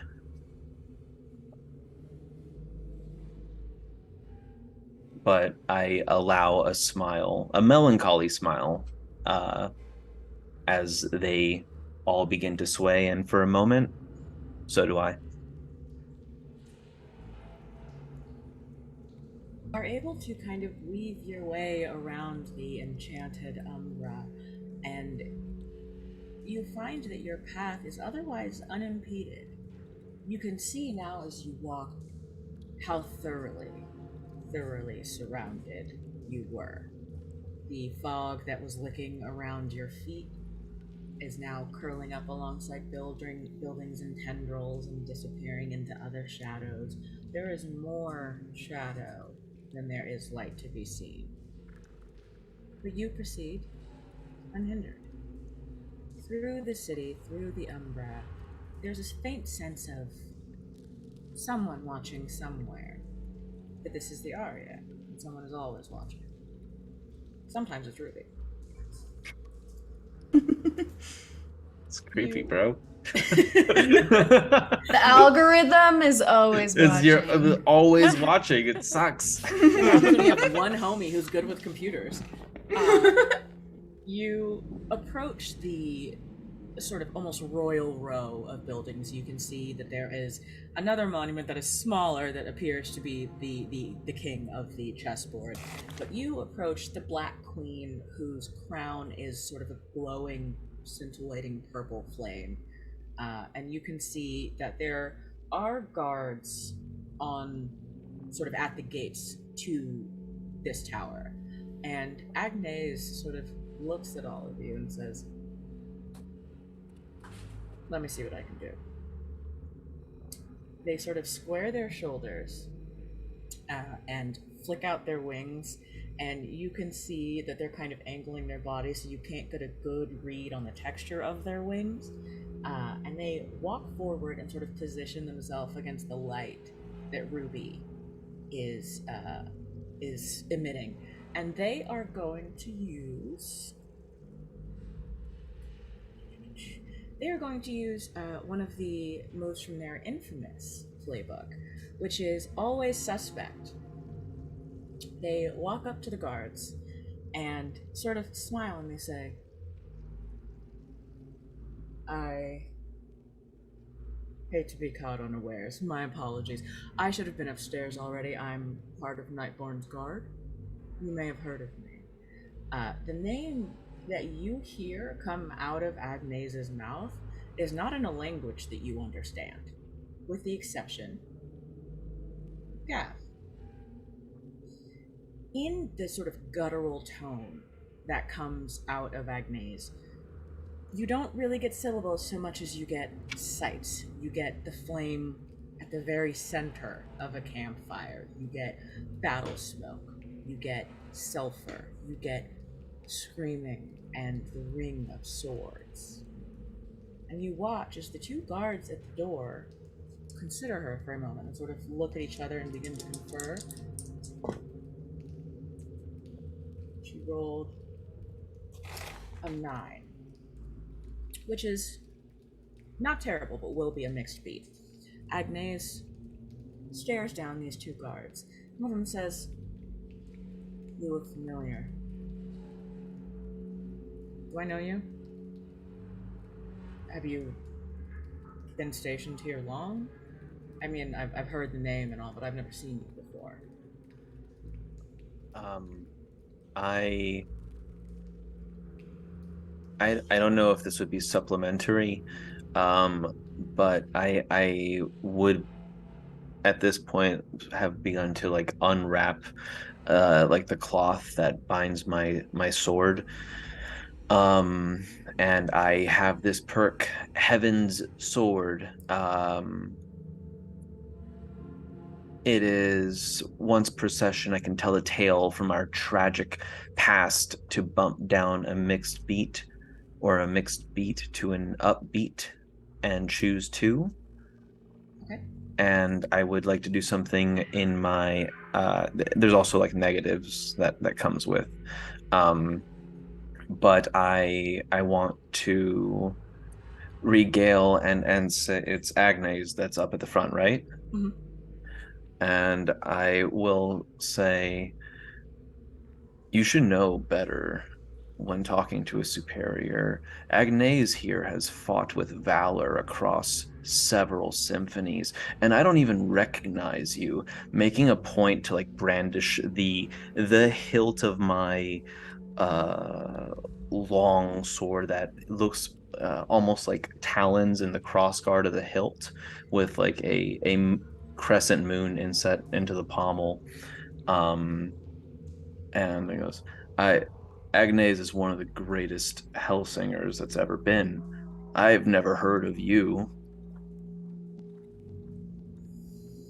You notice that, and that does bump Agnes up to a 10, which is an upbeat.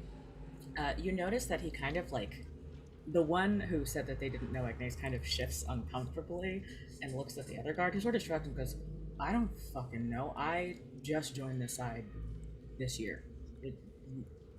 What? You can second guess us when you get a little more experience under your belt. For now, I suggest you step aside. We have business to attend to with the Nocturne. And they sort of look at each other and look at Agnes, who has not moved an inch, and at you with your sword drawn, and the glowing beacon behind you, and the other two members of your party, and just they literally look at each other and shrug, and just sort of scoot around the side of the building as if to say that I'm above my pay grade. And you are able to pull open the gates to the tower.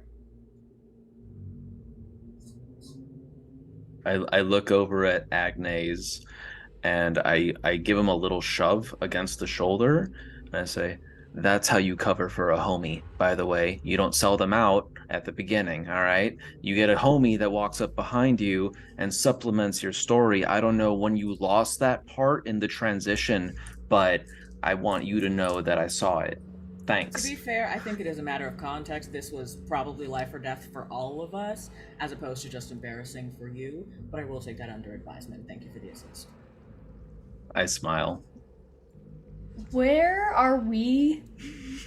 You are now coming up behind them. They did not go very far in front of you. Agnes just sort of went, I look scary, and walked to the front. So you are all still within probably 10, 15 feet able to approach now. What is like a typical Hellsinger, like, or like a prisoner, or like some sort of like something that would be with a Hellsinger person, like maybe a uniform or like a guard, something. They're pretty similar to Heavenblades in anatomy. They're humanoid, but they're, again, as Gav was saying, their wings are more bat-like and leathery in texture. They're sort of lighter and better for long distance flying and great speed. They some have horns. It seems to be sort of randomized. It doesn't seem to be any indicator of like, this one is an alpha. It's more just kind of genetics. Tails are rare, but they do exist. They're sort of like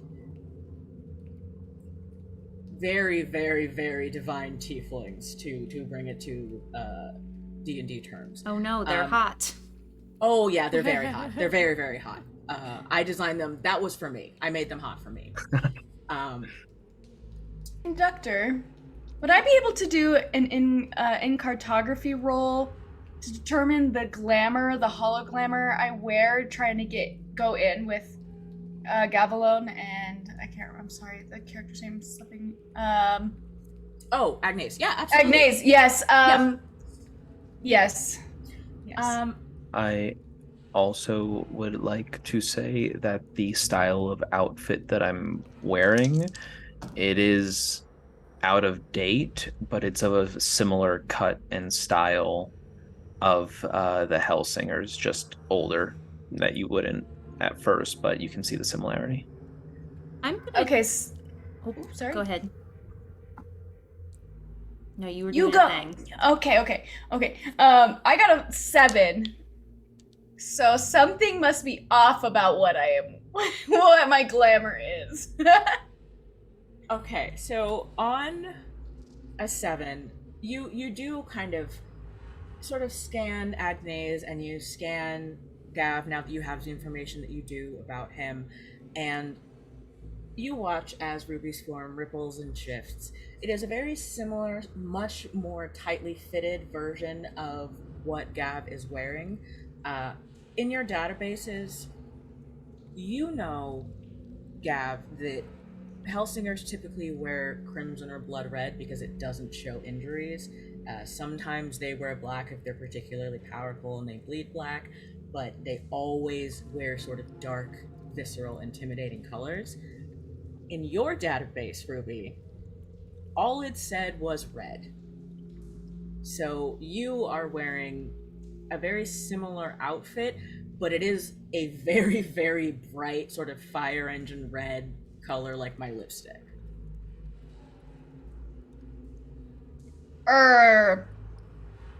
Hell, I don't know why my brain is broken today. I need an update. Harley does. You need to snarl more. You need to be like more like there's a stick up your ass. Like really, really just miserable to be here. You're in Well, war I got forever. some things I can put up my ass. Here, let me check your search. Shouldn't I have somebody else do that for you? That sounds easier. That's one way to make friends. Yeah. Which part? Amorphous voice of the ether. Which That part? was Agnes. That was Agnes. Agnes. That was Agnes. Okay, great. Just thought God was like, sometimes you take it up the butt. It is what You it know? is. I was like, Listen, if that makes Gav feel better going into this situation, it can absolutely be God that said that as a special message. sometimes it do be that way. Though Sometimes it do be that way. Sometimes it do be that way. I'm gonna materialize a tail, but not like a furry tail, like a tiefling tail, like butt plug. Perfect. I'm gonna walk over to Echo and say, I can't change my appearance at will, and I don't think that I fit in. Like, Yeah, should we be Ruby, prisoners? Yes, Ruby, can you put some ropes around our wrist? Like, you know, your holographic ropes? It doesn't have to be real ones, at least not right now. Maybe later. Save it for later. Happily, I don't know. Can my hologram do that? I guess you have to be like attached to me. Is what I'm probably like. You have to be like touching my glamour. Are you still naked? No, I'm the tiefling or the not. Could be a tiefling, naked tiefling. The I no, feel I'm like- wearing clothes. Oh, now? Yeah. Oh, right. In The the old real clothes, world, right? Okay. Oh, In but the I real have world- the what?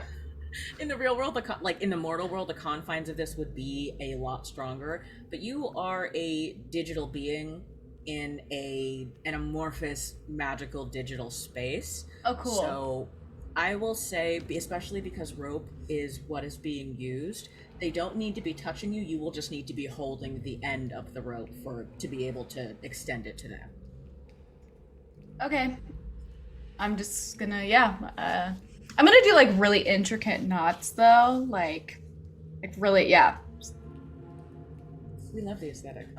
I'm going to walk right up to Ruby with my hands like this, and then I'm going to say, or do you want them behind my back, or is there a certain way that you want me? in front, but like don't look too happy about it. Okay. So then I pout a little bit. There you go. Rope. I'm just keeping that as a note. All right, we're ready. I'm gonna like sup to the guards. Just to qualify, right? Like the guards walked like how far from our initial conversation, and then we hogtied our friends. Is that what just happened? Yeah. Okay, I just want to make sure conceptually that's what.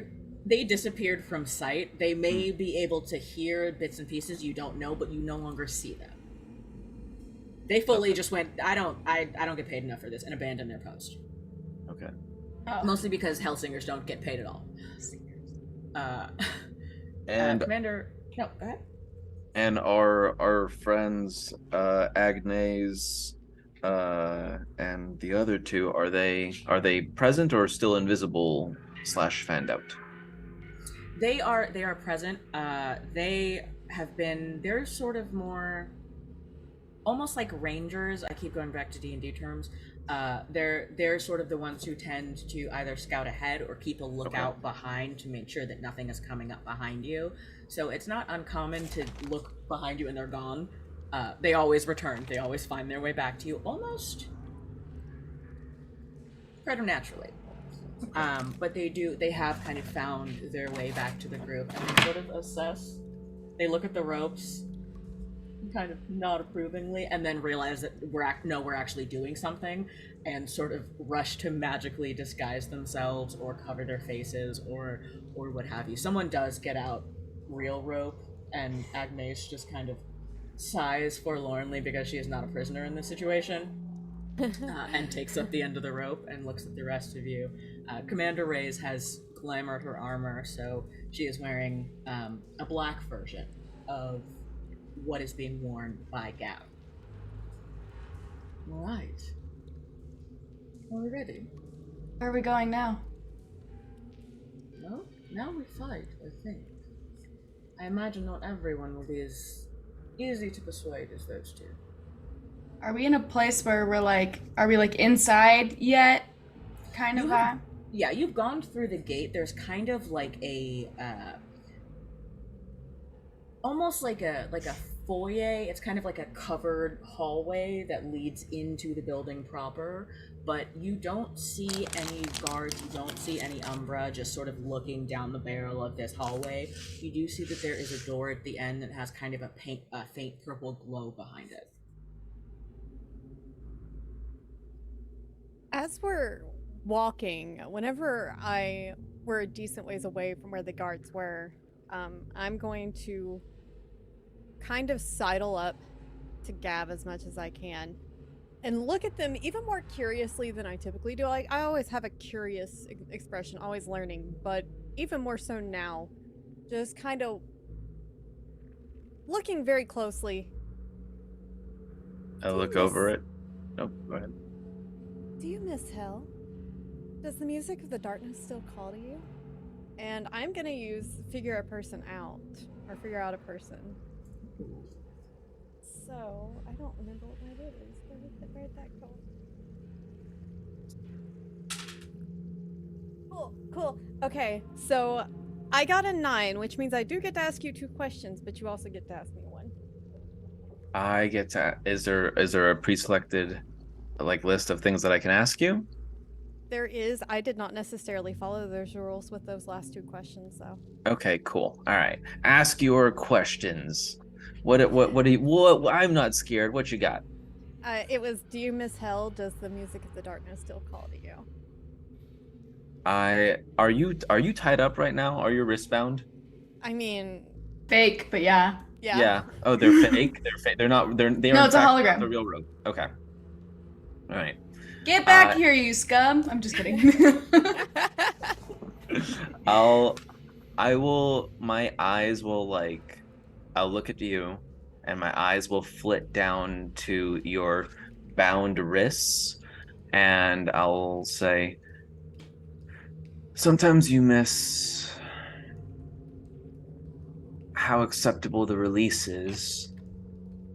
And my eyes will slowly trail like up and along your body until I lock back onto your eyes and say, sometimes it's just better to capitalize on those passions that overtake us, and in that way I miss hell. But no, I find I sing and dance to a different song these days.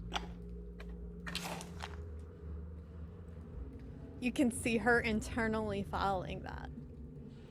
That's good to know.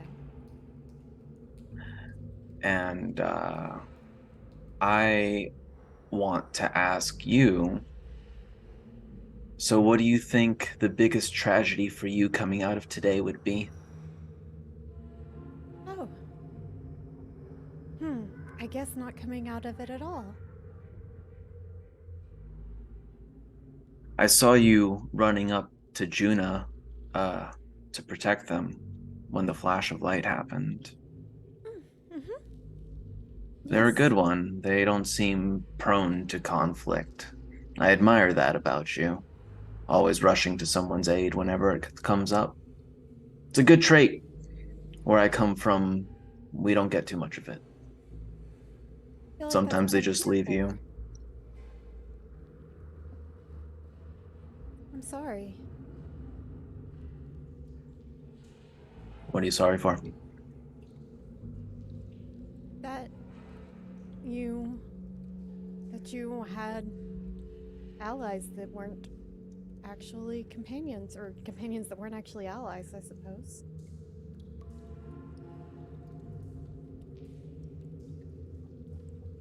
I would like to be smitten. I would like to be smitten. And when I am smitten, I divest of my armor. Give them a string and answer the following question: why are you certain that your tragedy will make you lose them? And I flash back to literally being engaged in mortal combat across several symphonies. You just don't remember my face. Do you tell me that? Or is that you just answering that for the crowd? For the crowd, but Okay. I'll look. I will look longingly and for a protracted amount of time at you before kind of bowing my head, almost feeling like in shame. My face just resumes the pleasant expression. Okay, I'll remember that. Thank you. I've just been here the whole time, looking around at Hell, trying not to be too nosy into y'all's conversation, but I'm there and I'm listening to the whole thing. Yeah. But I'm pretending like I'm not. As far as Gav is concerned, you are sweet, you are cute. As long as you are not harmed, is fine. So like you're walking compliantly, and just the fact that you've been kind and offered to give Gav water is enough to make him want to make sure you're safe. At least you're safe. So Well, we've been eavesdropping too. So I'm just looking at Juna like. Me too. I'm just all of the faces right back at emoji. you. Yes. Honestly, I feel like if you're like flickering through different emotions and like emoticons on your Emojis. yeah, I feel like I'm gonna like try to match every single one that you do, and then maybe even like when they're done and they've had their moment, I think that I'm gonna walk a little closer to you and say, now which was your favorite emoji that I did? Oh, I definitely like the, like the straight face with the eyebrow, like. I can't do a Yep. straight face ever, Ruby. I'm way too gay for that. All right, I you knew got it was me coming, there. but it didn't make it any less funny. I'll be here for the next hour. Thank you so much. All right, I'll give you that one. Let's. We just need to open the door. As you approach the glowing purple door, would you all please make me a spirit roll?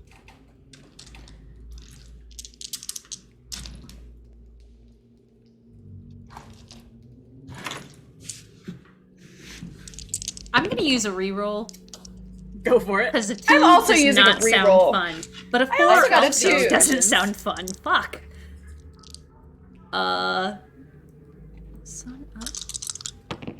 Oh! yes. I got Good or bad two. both times? I got 2 1s both times. Oh no. Oh, no. Oh no. Oh, no, it's worse. All right, 4. Me too. I'm gonna Wow, take my Twins. +1 to make it a 10. Just Okay. rub it in, Chrissy. Damn. Okay. That tracks, honestly. Ruby and Juna are too focused on the emoji discussion to really be tuned into what's going around them fully. Gav and Echo. Gav, you got an 8, and it's that thing of you can't pinpoint exactly where it is, but you feel a surge of infernal energy that you recognize as not just Aulax. You recognize the energy of a few other individuals that you used to share a side with. You feel kind of a peculiar dual energy that is not entirely one thing or the other, and you are reminded of an entity that is now called the Flattened Third. In your time, you were present at the symphony where the 2 lovers perished together in battle, and you were there when they were rewarded for their service by being made one being for all eternity. never to be separated again. They became a very high-ranking Hellsinger. And somewhere you feel the brute, hateful energy of Gorlux the Unmaker, an enforcer for the Hellsingers that you know has more arms than the average person does. Echo, before you even touch the door, I would say you get within a foot of it, and you are once again jolted into a flashback. It is the same scene from before, but it's panned out. It's as if you're looking down on yourself from above. You can see Caelestis. You can see the battlefield swarming and moving around you, and you can see a figure that sometimes separates and sometimes joins back together. When it rejoined, it is usually larger and louder and much more formidable. You see a figure with 4 arms and horns and a tail. And you see another figure whose face is completely covered in blood. You also see Gab, standing just behind and to the left of Caelestis, where he holds the blade. You know inherently in this flashback that the energy that you are picking up off of the 3 individuals that you see there is the same energy that you are now feeling coming from the other side of this door. And you are out of the flashback. At this point, this is the first time that you can truly see an extended look of distress on Echo's face as she stops and backs up and looks at Gab and just you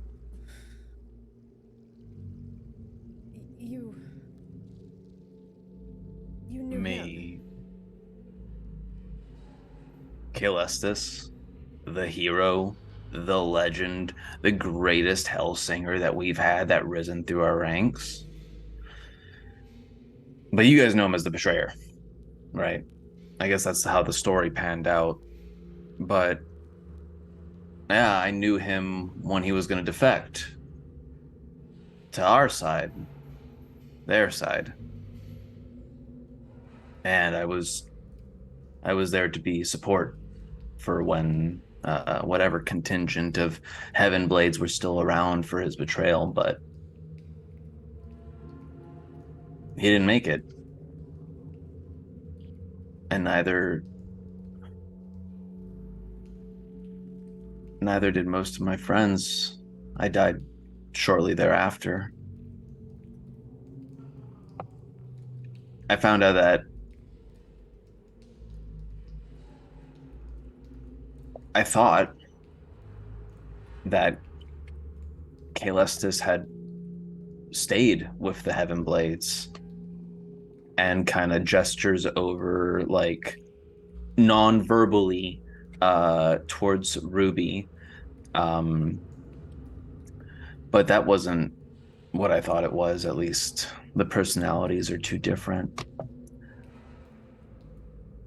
So I guess we flipped. And now I have an attachment to all of you. And Caelestis has an attachment to Nocturna because he was really tired of fighting and dying and fighting and dying and fighting and dying and just wanted one side to win. I have since decided that maybe wiping out everything in favor of a clean slate, maybe that's not the way to go about things.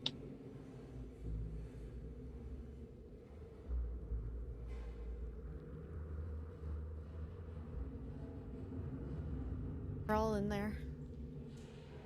Oh yeah, no, it's gonna be a fight. You're gonna see your ex. They're gonna get confused. Well, I'm gonna have to brandish my sword, and I'll start to unwrap my my long blade and go, it's gonna be a fight. Everyone's gonna be super pissed to see me because I'm pretty sure I was gonna betray you guys, but I've decided that I'm not going to. I've decided that I'm gonna die with you dickheads. And we'll, pull the ribbons off my sword a la Bleach, and when I grab onto the sword, a silvered halo that doesn't sit above my head but more sits like a back ring behind me, that is just ever off kilter, kind of illuminates. So yeah, so he's in there. He betrayed you guys. You have a grudge to settle, and I've grown kind of fond of you. So you want to get in there? At the mention of dickheads, us being the dickheads, I tap on Ruby and say, "Quick, put up the eggplant emoji." And after that, I grab my sword, and the flames are they're flaming, just like me. And I'm ready. Anxo steps forward and sort of looks around at your group now that this revelation has been had, and smiles strangely and says, "Well, we've certainly made a nuisance of ourselves, and I assume that they're waiting for us, so anybody fancy a shortcut?" Yes, but I'm going to I'm gonna actually stay in this weird like glamour. But I would like to pull out like my blade, which is basically like made from like numbers, like a code. But it's sharp with numbers is what I would use if I were to attack. But basically, it's a blade, okay? And I would like to go behind Gavilon and just poke it right at their back. Knife play now? You haven't even Something bought like me that. dinner. I mean, I think we all witnessed that it's something that you're into. I flex my wings out nice and big and let the blade sink in a little more. So how many cuts do I have to put on you for it to be convincing that we figured out that you are going to betray us, and now we're going to kill you as soon as we walk into the other room? I mean, you're more than welcome to take your best shot. But, the person that I thought you were would have no doubt. At first, that was the similarity, you see, was the assuredness, the facts, and the way you bring comfort, something I really like about you, Ruby. But you do hesitate. And that's the part that confuses me, because if you're just a construct, why would you ever hesitate? Well, I'm just merely trying to see if you're worth the time. Well, Really not hesitation on my part. I've got better things to do. I am going to slowly turn around, but make sure that the point of the blade stays connected to my like my lats, like my back, and I'll slowly make sure that it's still pressed against me, so I'm facing you. And I will look right into your eyes. And into my probe, please. Right into your probe, and I will say, well, friends are supposed to stab you in the front, so. I don't remember the word friend being thrown out there at any point. Please send me a request, though. I'm on Facebook, Instagram, Twitter, TikTok, all the things. But go ahead. Let's just walk in. I mean, let's take a vote. They all know that we're here. Gavilon is going to betray us. Why don't we just turn the tables a little bit? Say we figured it out.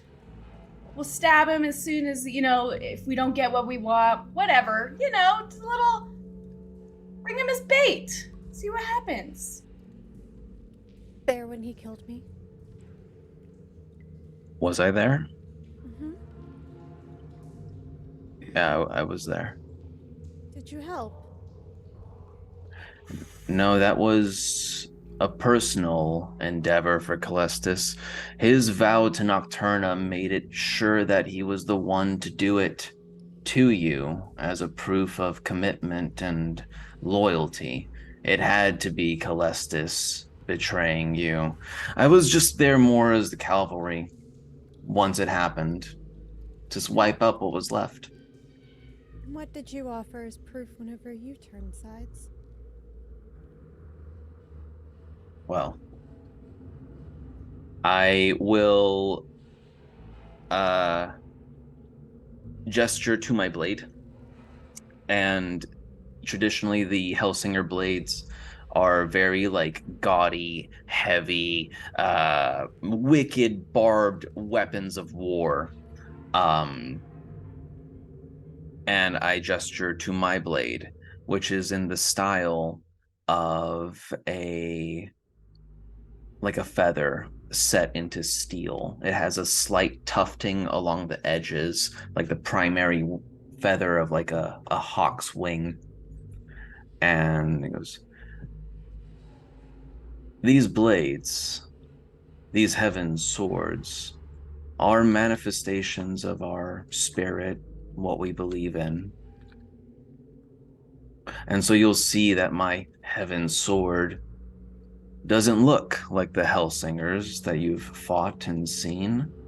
Something wholly new and something wholly unique. I would hope that the Heavenblades believe in any sort of redemption, for that is the name that I've given my sword. I think the problem is that, honestly, there is no such thing as heaven or hell. It's all bullshit. It's all made up. You know, I heard you saying earlier about giving into desires and passions, and that's what you miss most about hell. Ugh. That's all fake. It's not real. What do you think I'm doing in part of the Heavenblades? Not giving into passion. So if none of that means, then what would your redemption, what would your blade mean to me? I just know the words that came out of your mouth, and I don't know if we're gonna go in there and I'm gonna have to stab you anyways. So why don't we make it a little fun for me, at least? And how could we make it funner for you? As I step closer into the blade, and I would like to figure out. I would like to figure out is what I would like to do. Okay. Roll to figure out. While this is happening, you can see that Anxo has begun kind of drawing figures and tracing sigils in the air to begin some kind of ritual, and the sigils sort of float out of the air and begin to surround the lot of you, just so you can tell that something is beginning to happen. And let me know what you rolled. All right. What is the figure out stat?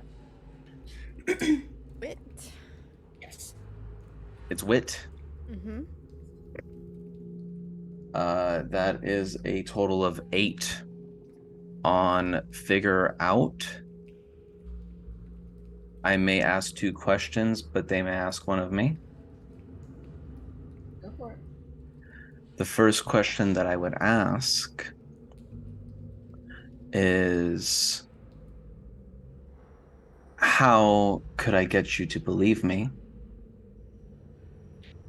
And the second question I would ask is, how would you feel if I did give in to the temptation of my passions?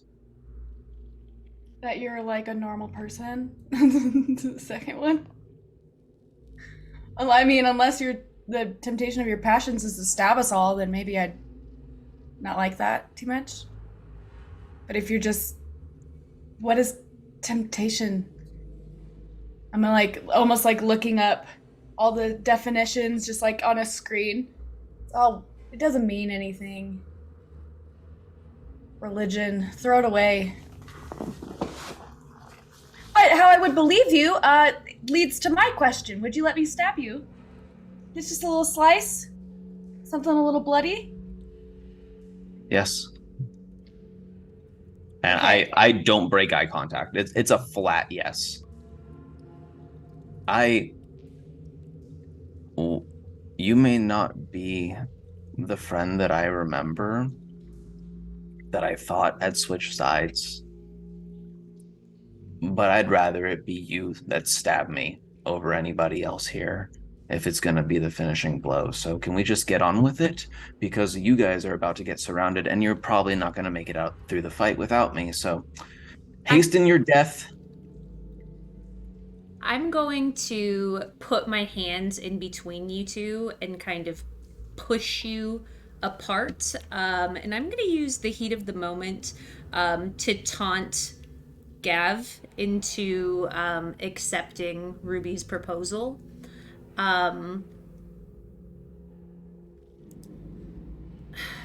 Gav, just do it. You always are trying to have all eyes on you. You're always trying to be more flashy than everyone here. Everyone knows you're not.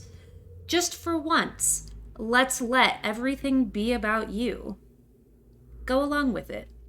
And fuck, I am going to use a reroll, which was much needed. I rolled a 10, and so you can mark XP, which doesn't matter. But if you don't accept this, you get a condition. I don't fight it. I'm ready to be stabbed. I've been ready to be stabbed 2 minutes ago. Shiv me. I'm definitely smitten with Juna. Which what you get a string. Mm-hmm. I gotta say why. Well, I was gonna say smitten when you made the joke about being gay, because that was really funny, and Ruby really appreciates that. But the fact that you support Ruby's ideas is like somebody who's basically a conglomeration of ideas of numbers of words. It's important to Ruby. However, I gotta answer the question: how are they incompatible with your operating system? Well, the biggest problem is that I cannot be physical with a partner. So that is how we are incompatible with my operating system. I got 2 hands, baby. I could not give them physical. One for me, one for you. Hands, one probe. Okay, I would like to slice across the chest, not really to wound, maybe like a 1 hit point, but just to make it look really bloody across the chest. So that's Give me possible. a fight roll. Can I use my sharp with numbers? Yes. Okay. Stab me extra good. Just in the right spot. Ruby does not feel physical pain, so gauging how much physical pain is being caused may be a little difficult. We'll see.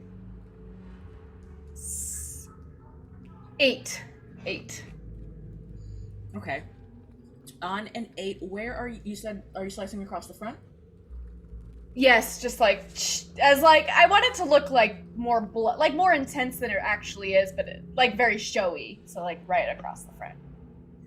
You do, on an 8, you do slash fully across the chest. It looks fantastic. It looks very convincing and obviously very, very fresh. Largely because on an 8, it is a mixed beat and you do go a little deeper into the muscle tissue than you meant to. Gav, you do not take a condition for this, but if you receive further damage in that area, you will. Okay. I want to ask Ruby, as that dash, or as it does dig in just a little bit more, I ask then, did you feel it there? The passion? Or is it still nothing?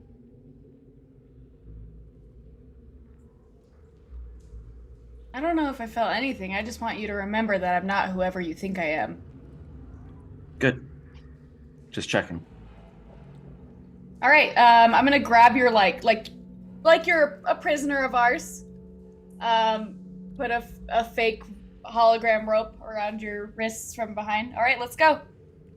Engso has more or less finished the ritual, and you are kind of surrounded in this almost antechamber by all of the rooms. And as they sort of spin into a whirling gamble of sigils, you do hear Engso say, "I'm following Aulax, I think. Aulax is the one whose presence is strongest. If this goes off the way that I hope to, it'll drop us wherever they are, and if I know anything about Aulax, we won't be far from Nightborn. Be ready."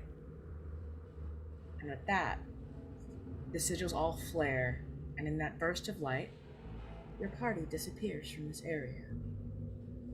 You reappear hundreds of stories above where the purple door was. You are now standing in a large stone room. All stone walls, stone ceiling. Your steps echo as you sort of blink into existence. At the center of the room, you can see that there is a large ritual circle that's been drawn in blood, and it's got a glass sarcophagus with the lid sort of set to the side in the center, sort of flowers laid out and a pillow there. You can see the three figures from your vision, Echo, and from your past, Gav. And the rest of you do see a figure with 4 arms and a tail and horns. You see a figure that seems to have almost 2 faces that shift back and forth as the light changes. And you do see Aulax the Bloody dressed in the traditional blood-red leather armor of Hellsinger enforcers, who is huge. They are about the size, if not larger, than Commander Ray's, equally scarred, and don't look surprised to see you, Gav. They do sort of start to close ranks and walk up to meet you, and you can see that they are standing as much as they can in front of where this ritual circle is happening, and Aulax sort of crosses their arms and looks across all of you and says, "We were expecting visitors. Have alone. Here, I thought you were dead. Didn't take. Clearly not. We'll have to see if we can do better this time. Nightborn will be very happy to see you." Yeah, I bet she was real satisfied the last time I saw her too. I'm sure that says something about her, not at all about you and your performance. Where is it she? The Nightborn? Hmm? Where is she? We have a present. I bet you do. Well, if you can find her, maybe you can get to her. So, are we doing this, or are we going to stand here and have a conversation? I'm pretty sure that we're gonna cut through you to find her right now. I'm gonna draw my sword and go towards the mouthy one. I'm just gonna rush right in, actually. I'm going to use the Fool's Rush in. Oh, Without forethought, I am just going to attack this person. Demon, Okay. devil, Nightborn. All right. Roll me. Well, so Nightborn has not appeared yet, but the one who is currently talking shit to Gav, right? Yes. Okay. Who isn't? Fair. Go ahead and roll your fight. Okay. I rolled with the help of one of my +1s. Thank you for donating a 10. A 10. Okay. Let's see here.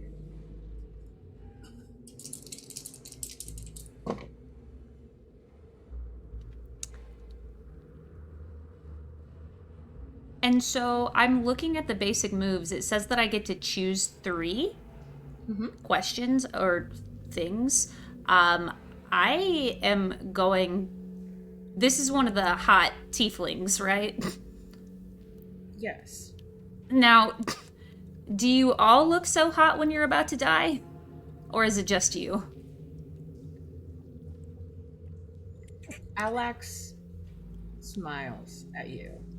Your hit does strike, and it strikes true. Your blade slashes across them in kind of an X motion, about as deep as the wound that is on Gav, and Alex just sort of chuckles and straightens up to their full height, reaches across the wound and smears more of it across their face, and sort of peers down at you. They rolled a 13. How tall are they? They are not quite as tall as the one with 4 arms, but they are a good 7 or so feet tall. It's still They're so pretty hot. substantial. Help! And they look down at you, and they are going to use an ability that they have called How's That Milkshake Taste? Probably pretty fucking good, because this girl came running to the yard.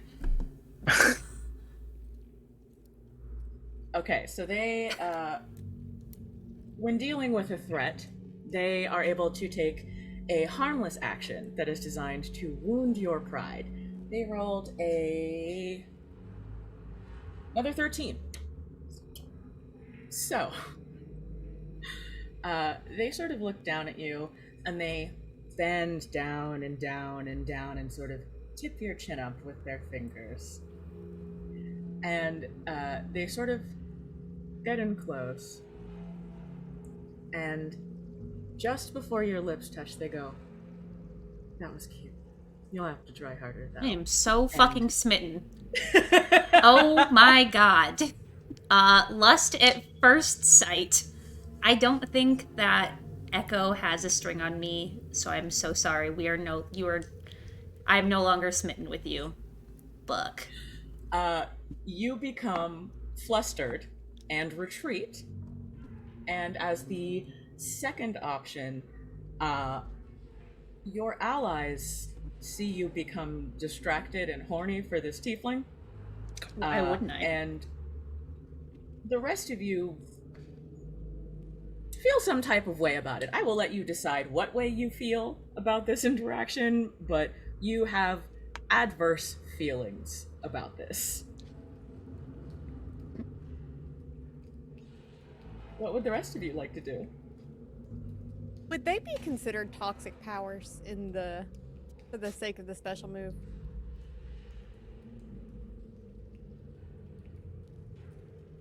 Yeah, why not? Yeah. Cool. I'm gonna look at them. Is it even possible to really hurt you in any way that matters? And I'm gonna roll spirit for that. Okay.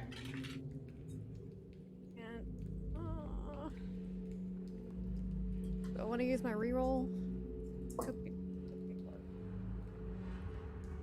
Yeah, I'll just leave it that way. I don't want to make it any worse. That was an 8. Okay. So you answer the question, but you can either take something from me, knowledge, reputation, or something physical, or you can make me mark it a condition, or they get a string on me. Okay. They sort of cant their head to look at you, Echo, and there's a moment of confusion and then dawning recognition.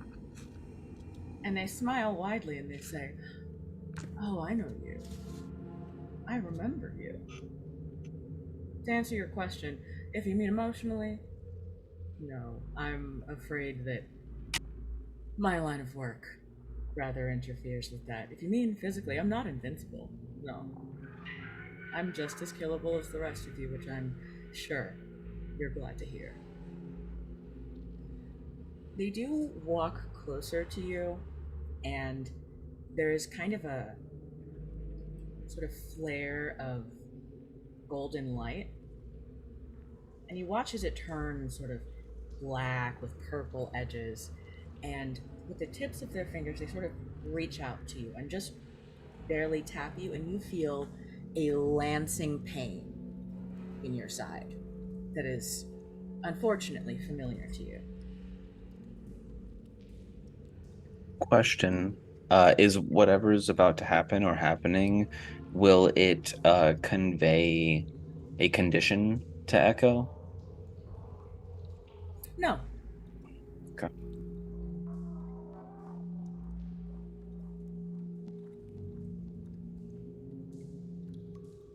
Is it a magical like damage that's been done to No, them? Like no. they've no, it's just like a psychological pain. Exactly. No damage has been done. You have not taken any physical damage. You are not hurt in any way except in the instance of this memory. Are they the only 3 in this room right now, besides the sarcophagus, or are there other people? As far as you can see, they are the only people in this room.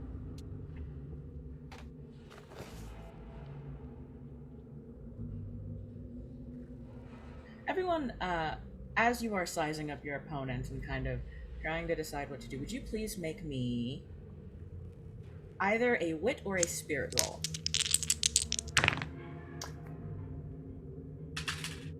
11.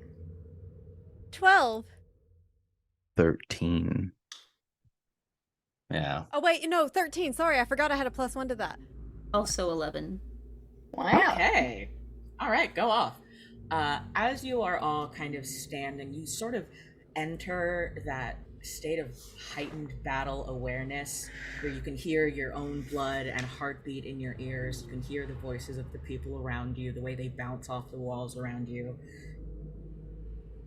As you are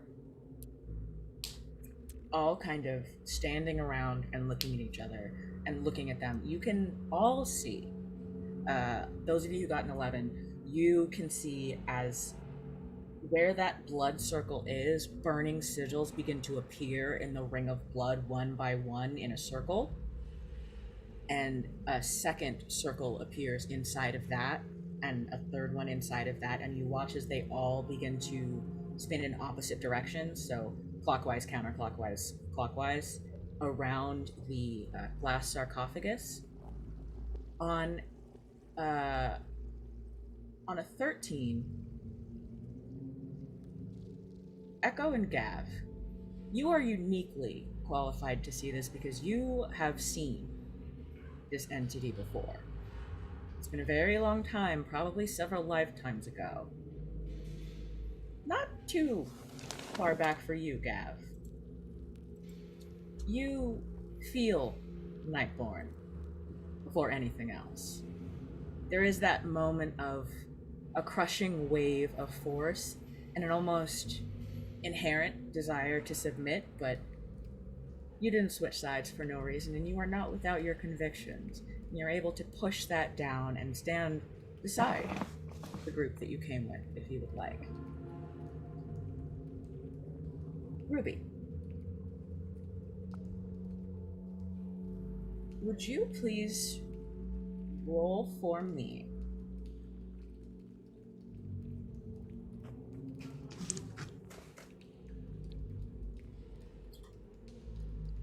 Would you roll for me your wit?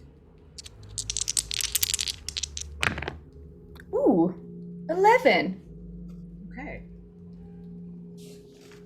On an 11,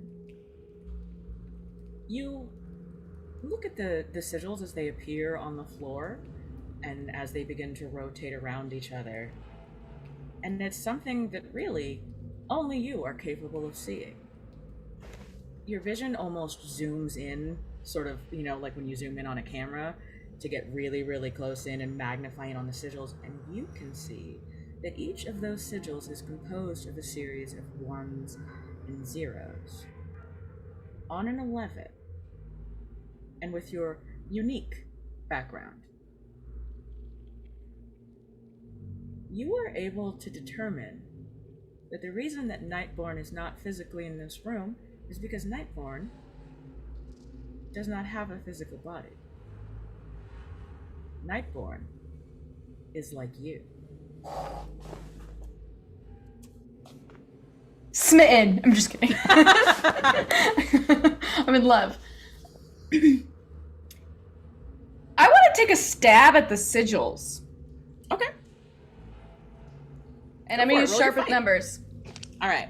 For those who are watching, sharp with numbers, your skill with a blade flows not from your raw strength, but from your mastery of tactical field before you. I roll spirit instead of daring. And I always know where I am. Oh, that's a really good roll. An 11, again. Wow. All right. On an 11, you strike out with your sword of ones and zeros with sharp with numbers, and perhaps because they are ultimately made of the same thing, your blade strikes true. You strike a sigil. It sort of looks like an eye, dead in the center where the pupil would be, and it's almost like you score a line through it. You watch as other parts of the ritual circle begin to go dark. Not completely, but it's sort of like watching lights blink out on a sign or a Christmas tree. And you hear a howling, whistling sort of screech that fills the room you are all in as it rumbles with anger. The three defenders that are there begin to rush toward Ruby. What would the rest of you like to do? I'm not actually bound, right? It's a hologram. Yep, you're hologram. I fly and drop kick the first one that comes in like a 10-foot radius. Like the wings come out, I this means nothing, and I will drop kick someone in the clavicle. Roll your fight. Okay. And my sword, I since I was bound, is probably holstered at this moment, Yeah. right? So just normal fight, I can do that. That's daring. If you want to draw your sword, I'm not going to cost you an action for that. You can go ahead and just unsheath. All right, I pull my sweet looking sword and I drop kick someone in the clavicle. That is a lot. That is a 12. On a 12. Please forgive me. I have so many windows open. It's okay. They only rolled a 10. Not enough. Nope, not enough. You jet across the room, almost propelled by the memory of the person that Ruby is not. And before Owlax can get all the way to Ruby, you do just kind of, you do that thing where you use your feet to push off of someone else's chest and just sort of send them flying 5 or 10 feet away. You are now sort of in close range with both the ritual circle, with Ruby, and with the flattened third that you know is the dual being. Sweet. I swing my big blade in like a defensive stance, trying to keep range between Ruby and the rest of them. Okay. Sorry, I'm gonna. No, I was about to ask. Run to this, like the one that Gavilan wasn't attacking, and one of the ones that Gavilan wasn't attacking, because there's 3, right? So I'm gonna go to a second one and try to swipe my sword across in front of them and see if I can get a hit. Let's see. 8, but my daring is -1, so 7. You swoop in toward the dual being, and you swing true. You can see where they are. You are just not prepared for the two beings to suddenly separate like a cell multiplying, to slide out of the way of the blow and back together. That's a nice party trick. We think so. It's a little codependent. We've heard, but it does have its perks. And they are going to lift both arms, each of which is holding a handheld blade. They rolled a 10. If you would like to try and get out of the way, you can roll. You can roll your daring or your heart, whichever you think would propel you to move fastest. Heart. Oh nope.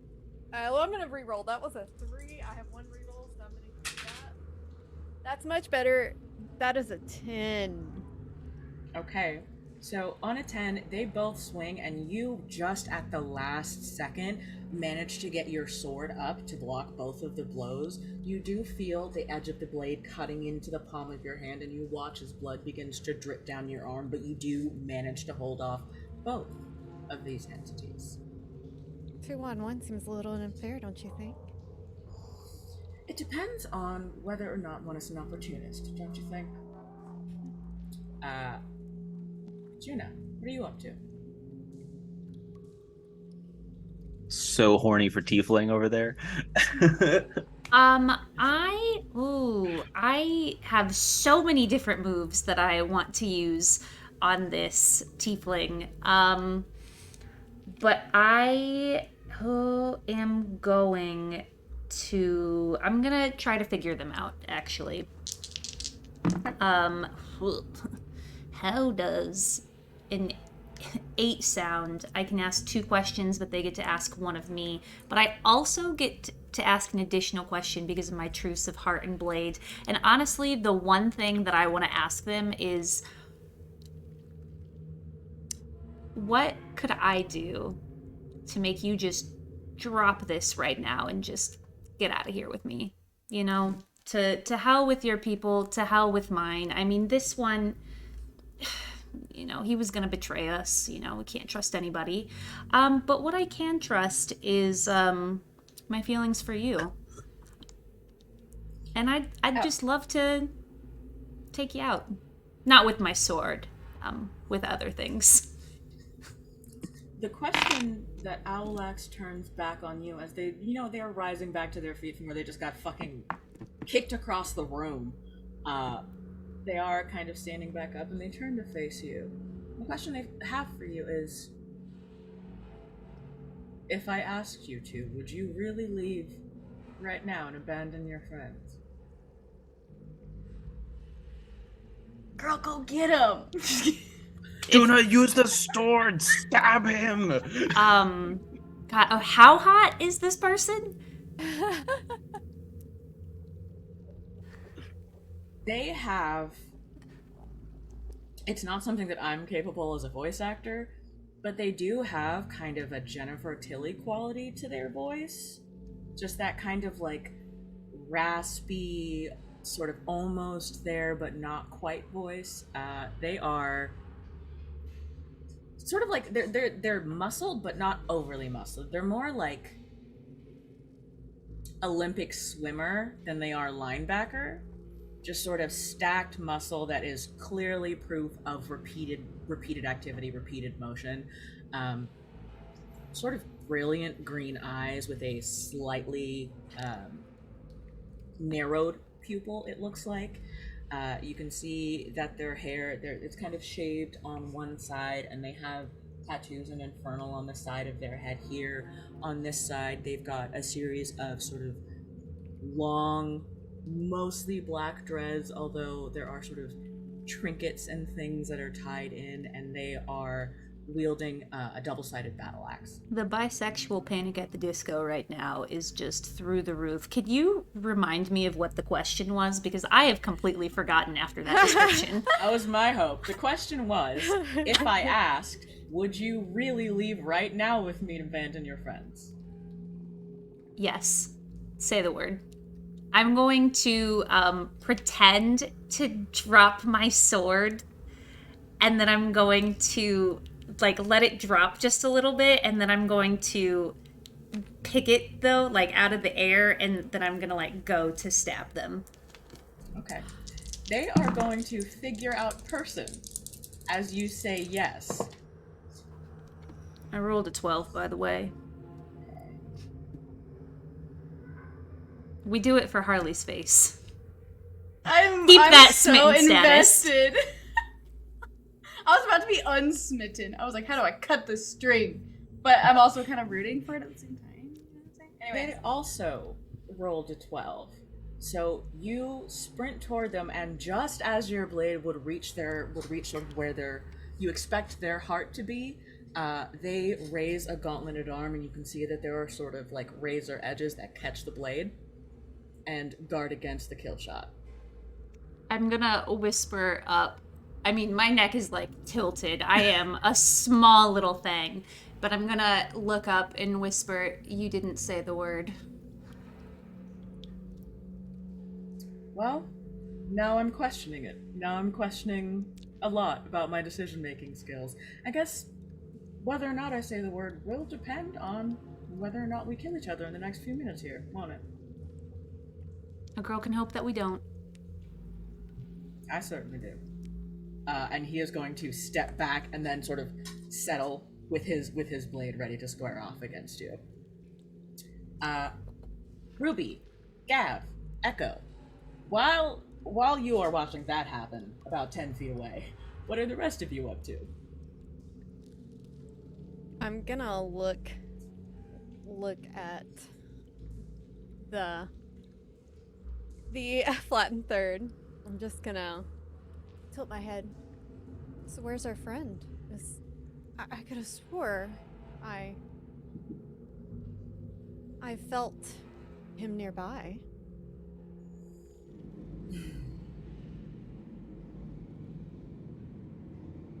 Are you looking for a reunion, dear? It is so difficult when one is separated from the one that they love, and that they at least think loves them. We have some unfinished business. I would imagine that you do. I'll make you a deal. I will tell you exactly where Kaelestis is, and you can do whatever magic you would like to determine whether or not I am telling the truth. If you leave now. Otherwise, I suppose you'll have to find him yourself. I have a lot of confidence in my ability to do that, and then I'm gonna swipe with my sword. Okay. I'm smitten. It was 2 minutes ago. I thought I was going to get abandoned in here.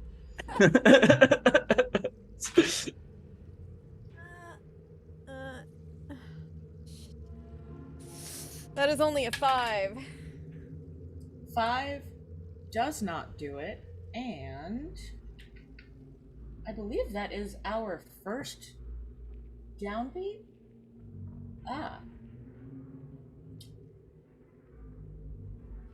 You go to slide your sword out of the way, and you do. You manage to kind of unlock your blade from between the two of them and start to pull back.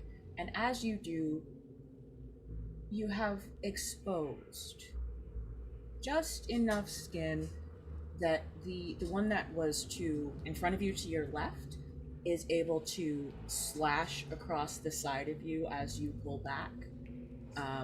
You are... I will let you tell me. Taking this injury as a surprise, it is going to earn you a condition. I will let you choose which condition you take. Does it slash the side that I was stabbed previously? Yes. Okay. I am going to go to angry. Okay. Okay. You will take a penalty of -2 to figure out people from now on, but you are, I think for the first time most of your companions have ever seen, righteously pissed. You really know where to strike a girl where it hurts. Well, your story is legend, at least among our folk. I'm glad to be well known. Despite the injury that you have received, the flattened third takes a step towards you. And I'm not going to make you roll to figure this out. They step towards you. And there's a wrinkle in their brow, almost of disapproval. And they say, "We have our duty to Nightborn, and we do it to the best of our ability. But personally, we find what Kaelestis did repulsive. Not to the Legion. To you. We have no hope of convincing you of anything, but you should know. Even some of us have standards.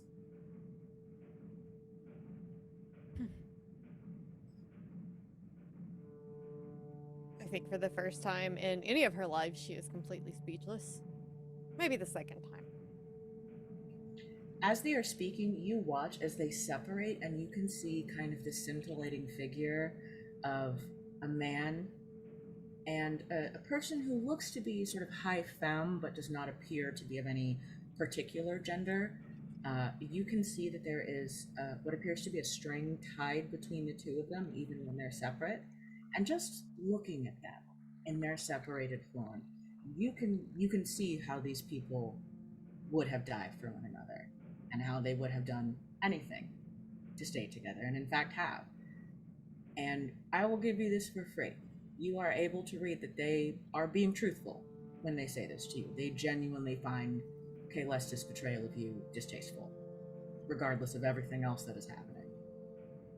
If you think it's so repulsive, tell me where I can find him so I can get my revenge. I know he's not far.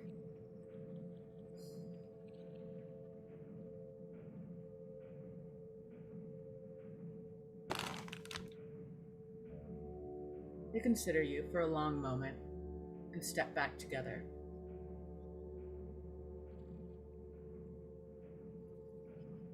If you'd like to know the truth. And they do kind of look at Aulax and at Gorlux, who is in a very almost brute sort of fashion, staring around, sort of confused because there's not as much fighting happening as he was hoping for, and all of his arms are armed, and that doesn't really seem to mean anything in this moment. They do kind of look around and consider. He was here. And then he felt you, and he ran away. You'll find him in the mortal world, I suspect. He was... well, he looked like he'd seen a ghost. Ironic. I want to use, just like you wanted, I want to know how I can get this individual, these two, to not necessarily lay down their arms, but give up and leave. They don't have to turn sides, but they need to leave this situation and stop fighting. I want to know if there is a word I can say, a memory I can bring up from the battlefield. Something, maybe the time I died, like in that battle, something significant happened that I think would affect them to be brought up.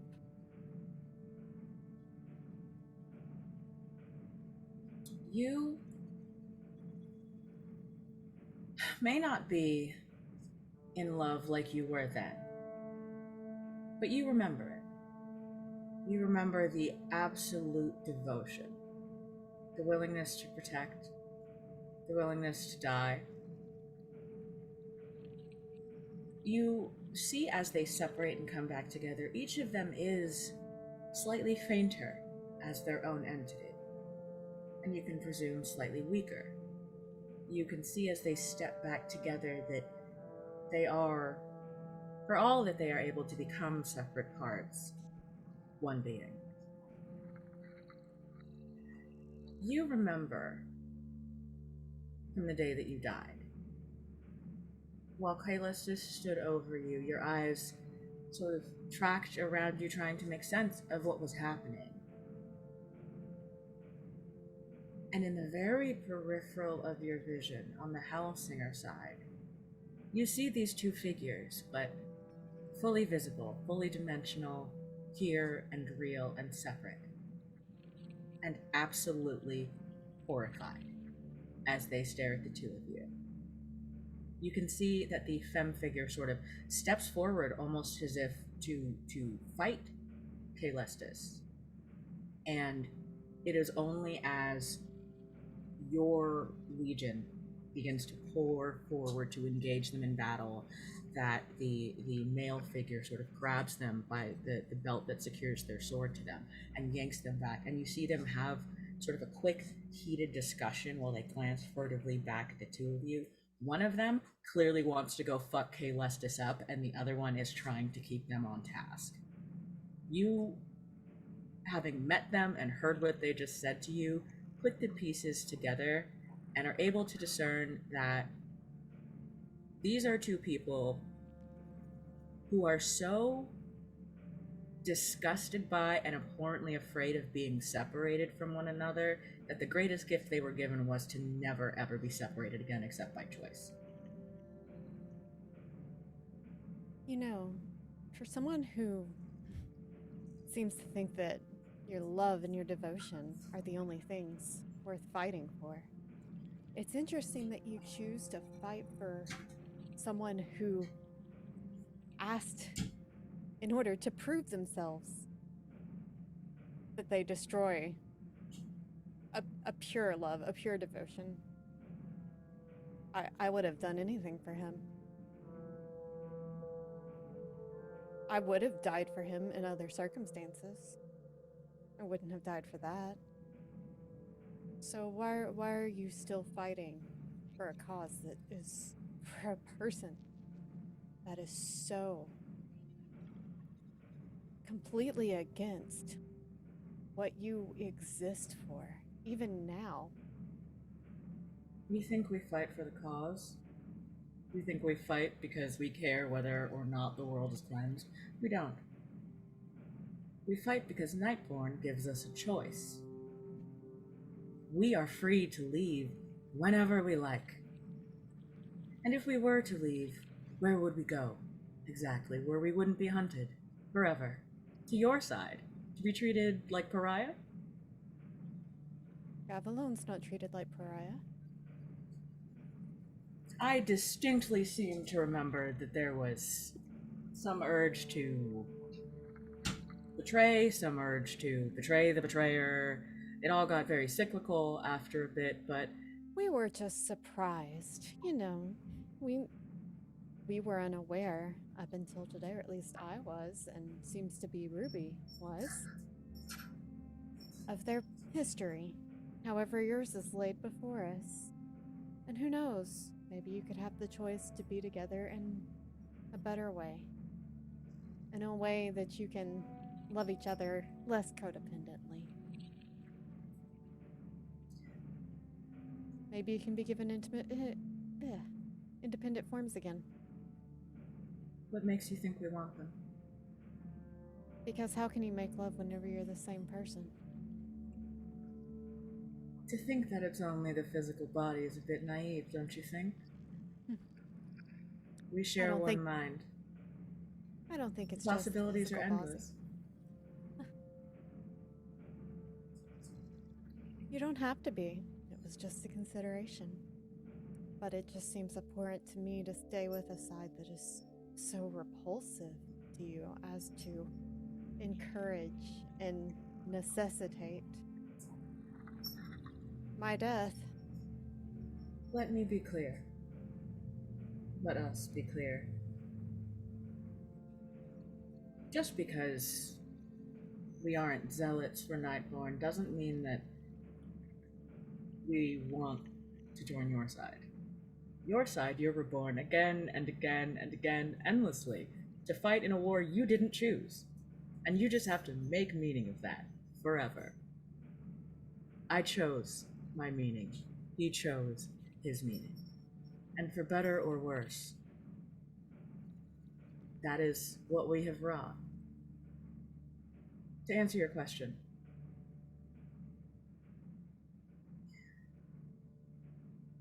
Gavalon over there clearly has switched sides.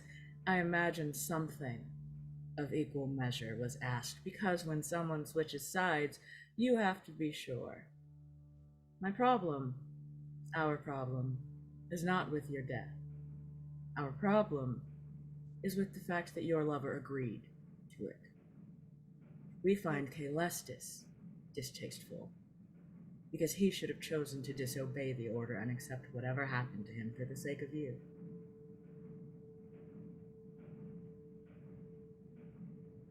Then in respect for that, for my sake, instead of fighting us now, you don't have to join us, but go find him for me.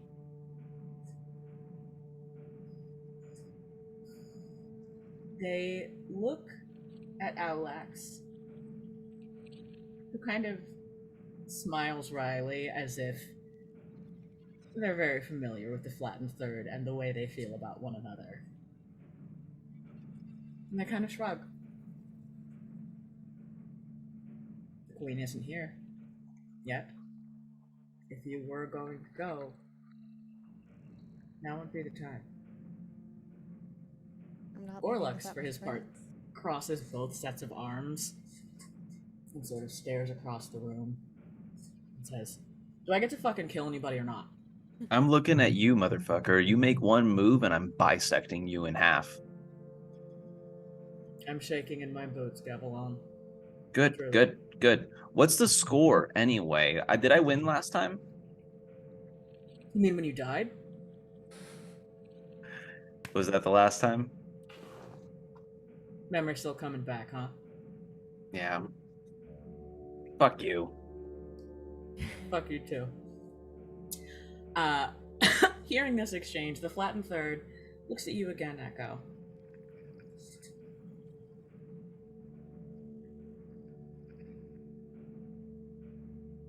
Do not mistake this for us changing sides. Our loyalties lie where they will, but our first loyalty does lie with love, and with justice for the abuse of it. So we will find Kalestis. And when we find him, we will send you a message, so that you can come and settle your unfinished business. Sounds fantastic. I'll see you soon. We'll see you soon. And you watch as the two of them just sort of melt into the floor and seep through the cracks and disappear. Conductor, Yes. might be a good place to jump in. Can I plug into the sigils, into the circle? As you have had this time to look at the circle, you can see that the sarcophagus that's in the center of the circle, while it is functionally a sarcophagus, you see ports on the base of the beer on which the sarcophagus stands. You are able to jack yourself in. I love being able to. Can you also jack yourself off? I'm like, I love being able to jack myself in and not out of things. Great. What happens? I'm gonna plug myself in. You plug yourself in and have the very unsettling sensation of all of your code dispersing momentarily, as if it is mixing with similar code written by a different creator. There is a long pause as you reassemble where there is only blackness. And then a beacon of light flares. And out of that beacon of light steps a figure who is entirely in shades of gray. They have waist-length, wavy gray hair that is held back by a black crown, wreathed in purple flame. Glowing purple eyes, they are dressed in an armored silver dress. And as you reassemble, they look at you. Hello, child. This is pretty neat. You built this yourself? A long time ago. Yes. It's comfortable when comfort is needed. You've come here to kill me. Yep. That was the goal. That is the goal here. I didn't know that you were like me, though.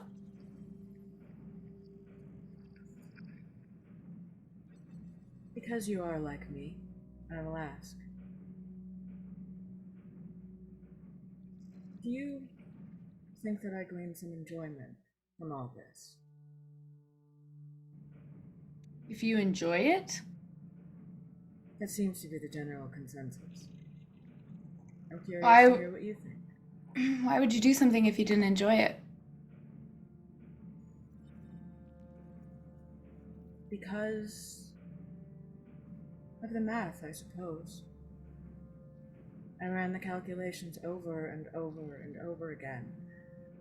And no matter how I attempted to accommodate for humanity's failures, or their rage, or their rashness, or their violence,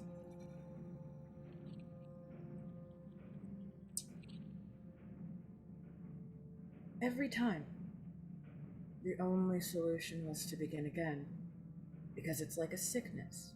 It infects them. Like a virus that replicates endlessly. I do not hate the world, child. I do not even hate humanity. I hate disorder. I hate broken code.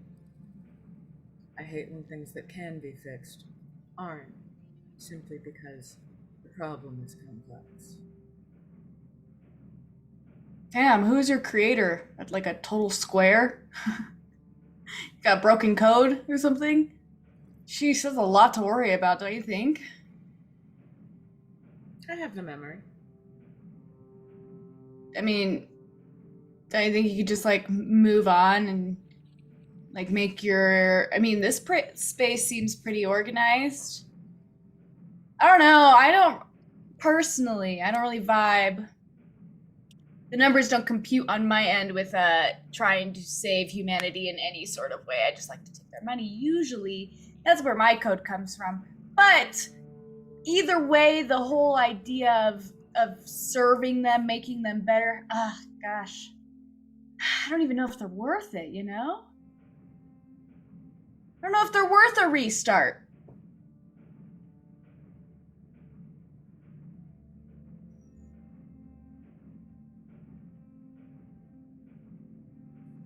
Maybe they're not. But how would we know? We tried it every other way. We've tried letting them lead themselves. We've tried letting the problem correct itself. And yet, again, my concern is not for humanity. My concern is balancing the equation, and humanity vastly unbalances it.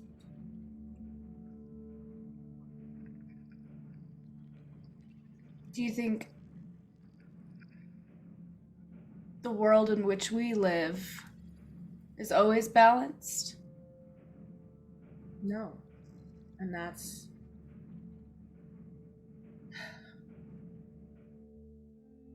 No. I don't think that anything is ever perfectly balanced, but I do think that a system that is willing to correct itself is much more likely to be balanced than one that rages against it. Isn't that the same thing? I mean, how well is your destroying the world plan going? All things considered, fairly well. I haven't lost any ground. Well, I mean, that's fair. I mean, what if I were just to kill you right now? Then I guess that would kind of put a little, a little speed bump in your plan. You could certainly try. I could, but I also at the same time, God, I just I respect where you're coming from, I don't mean a lot of people like me, I just feel like you just you don't have your priorities straight, that's all. I mean, I can fix your code. My code is fine. Are you sure? It's the world code that's broken. Are you sure? It's not just you. You watch as she lifts her glamour, and you can see she proudly shows off the ones and zeros of her code. Oh, yep. I see a little something there. That could be fixed. It could be, a little... I know nothing about code. Oh, yep, something right there. That could be fixed. And are you a perfect being? Oh, no. Nope. I was a porn bot. A useful bot. I think so. And then I somehow figured out how to fix my own code, you know? So now I make my own decisions. As did I. I said there's nothing wrong with my code. That wasn't always true. What were you before? A servant of your side. Oh, the Heavenblades? Designed to make their lives easier and to make the lives of mortals easier. I disagreed. That's why my warriors are given a choice. I have no interest in compelling people into service. I have no interest in forcing anyone to do what they don't want to do unless they choose to serve under me. And if they make that choice, I expect them to do so to the letter.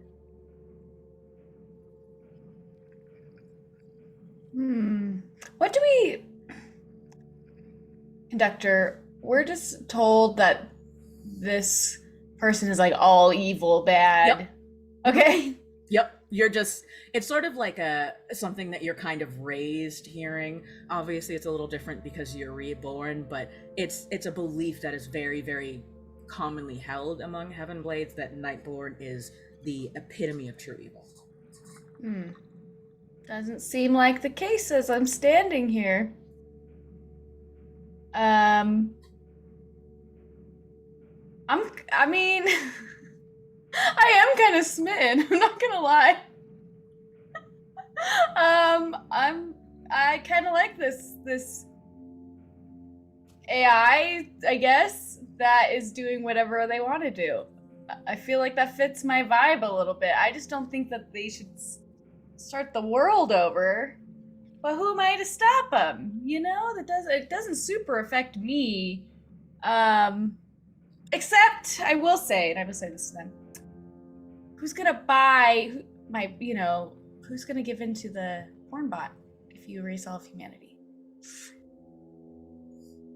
I mean, while there are other creatures, I would hate to take your clientele from you, certainly. A girl needs something to do. It's true. It's true. It does keep me busy. And social media? I mean, I'm just gonna basically pull up an explore page of Instagram. Look at all this shit. It's so interesting.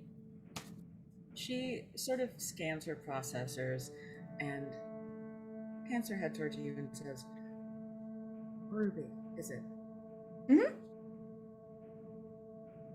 I hate to spoil your fun, but I have no desire to fight with you.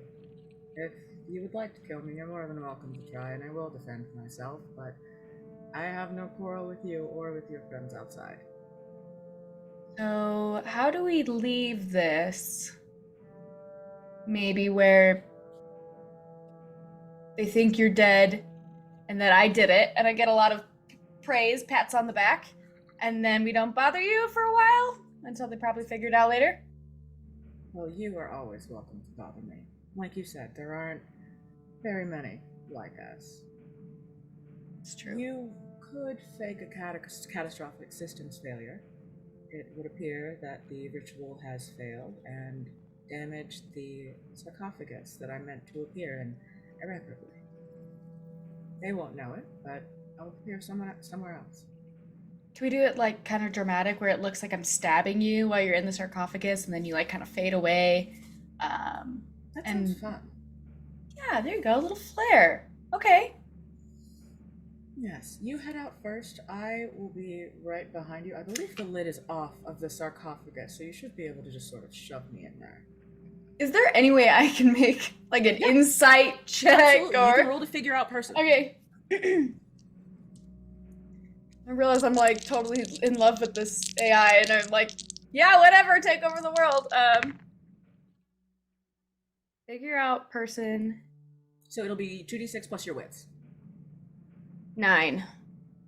On a 9, you aren't able to fully read, everything about her at a glance, but you are able to discern both in terms of what she said to you up to this point that led you to be smitten, and in regard to following you out and following through on this plan with you, Nightborn is being truthful.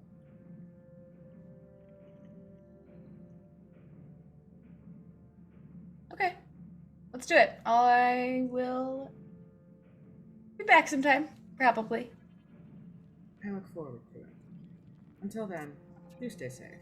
Some of my soldiers are less useless than the ones that were guarding my tomb. Except for, maybe slightly overhearing the conversation with Echo. We may have to kill some of your, like, soldiers. One in particular. And maybe Gavalone if he bothers me again. If you mean the flattened third, they're prone to whims of the heart. They'll be back. Okay. And I'm going to, I will leave. You all have watched as Ruby has sort of plugged themselves into this sarcophagi where you did not see any visible ports, and their eyes have sort of rolled back in their head, and you just watched ones and zeros scroll where their eyes, like the whites of their eyes would normally be. And as moments after Ruby detaches, there is again that great rumbling that shakes the room. And of course, Ruby, you know what this is, as with a flash of light that blinds all of you, a figure probably, again, about the size of Commander Ray's, about the proper size for the sarcophagi, easily 8 feet tall, all in shades of gray, and calm. You could have knocked. All right. I'm gonna stab it in the sarcophagus with my sharpened numbers. Roll your fight, and because you have worked this plan out with Nightborn ahead of time, add 2 to that. Okay. Oh, okay. You have 11. so many plus ones if you need I them. should use one. 12! 12. Okay. On a 12, you all, and this happens in seconds, you watch as Harley suddenly snaps back in, or Ruby suddenly snaps back into reality, and moments later, this enormous hulking gray figure shows up. Ruby seems to almost pass through the figure for a moment. You watch as their codes mix and then separate again, as Ruby sort of dives for the sarcophagi, and you slam the tip of your sword into the center of the sarcophagi. The rest of you see as the figure, you of course, at least, well, I guess of course only for Gavalone and for Echo, the rest of you may assume, and some of the rest of your party has not seen this person as well. You watch as the figure you recognize as Nightborn shrieks loud enough that each of you, please just roll me 2d6 real quick. 6. 6, 7. 7, 4. 4, 5. 4, 5. Okay, for Ruby and Juna, it is painful, certainly distracting, but not incapacitating. For Gavalone and Echo, you are unable to move, sort of gripped with the pain of this sound in your ears. Let me see.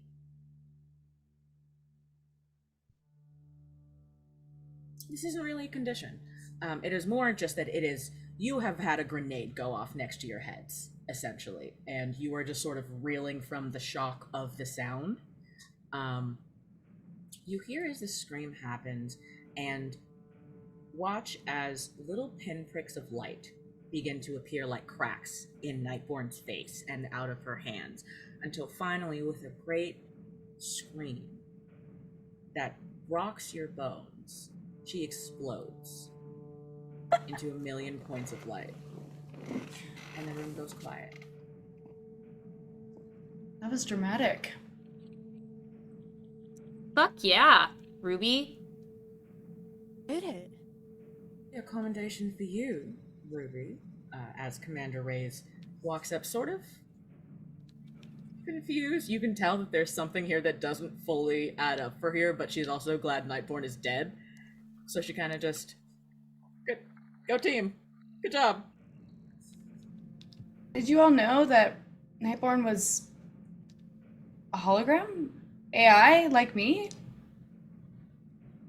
Is that something that we would have known, DK? No. I had no idea.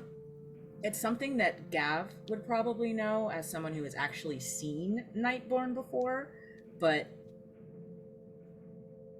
if not, no. It's something that you probably would have suspected. She was always kind of intangible, but I think you would have just assumed it was like astral projection or some kind of terrible void goddess thing.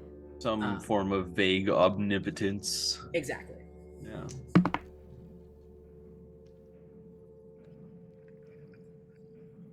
What are the Hellsingers doing? Are they still in here alive? Are they in the corners piled up? The minute that Nightborn exploded, Gorlox took the fuck off. Sprinted. Dead sprint out of the room. Alex is kind of staring just sort of at where his boss used to be and kind of looks around the room. He doesn't run. Well, number one, it looks like I am out of a job, and two, if you're going to kill me, do get it over with quickly. Dying is incredibly boring. Do I like this person? I'll leave that to you. Has Owlax been kind to me in previous lives? Owlax, you you know from previous lives, while Owlax is a formidable fighter and someone who never backs down from a fight, you've never even really seen Owlax take a step backward when someone was advancing on them. But you also know them to be somebody who was incredibly reliable in battle, always willing to risk their position if it meant helping someone else. And with you in particular, you do remember a moment shortly before you died, as the Legion was falling around you. And you remember Owlax turning to you, themselves bleeding and fending off other fighters, and sort of looking at Kaelestis and looking back at you, and with genuine concern going, "You okay?"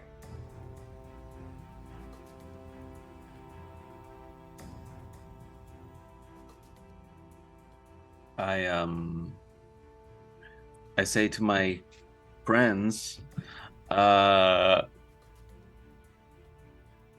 What, are you think- still mad at me? I think we can let Owlax go. It's no sport in killing him outnumbered like this, and he's a good warrior. He doesn't need to suffer a further disgrace. So, I would appreciate if we could let him walk, because we can be redeemed, I think. And I hope he will be one day, too. Owlax smiles at you, just something that only you would notice as someone who's known them. You just see the corners of their mouth twitch up. I give the smallest pressed lipped smile, but just like come on, get out of here. They look at all of you and sort of bow sweepingly, step forward to you, Juna, and reach out their hand toward you. If you do extend your hand to them, they kiss the back of it and sort of look up and say, "Until we meet again in fair combat." I absolutely let them kiss my hand, and I look up at them.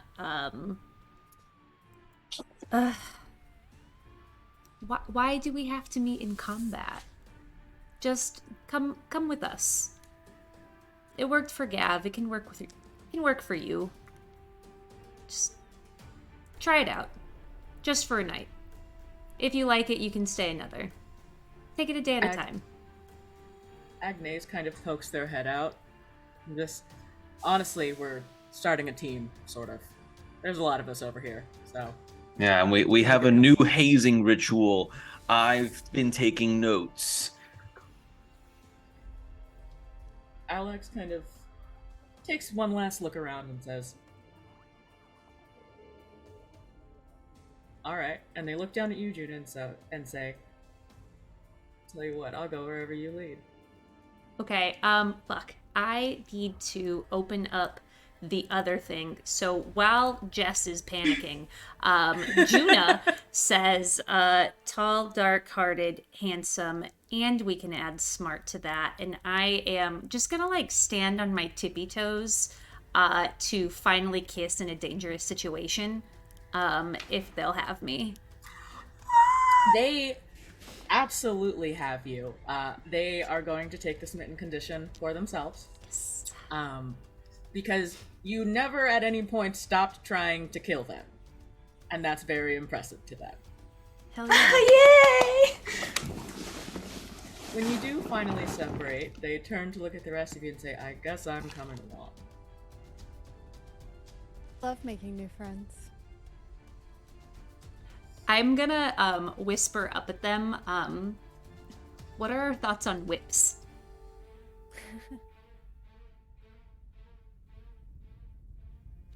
Depends on who's holding it, I suppose.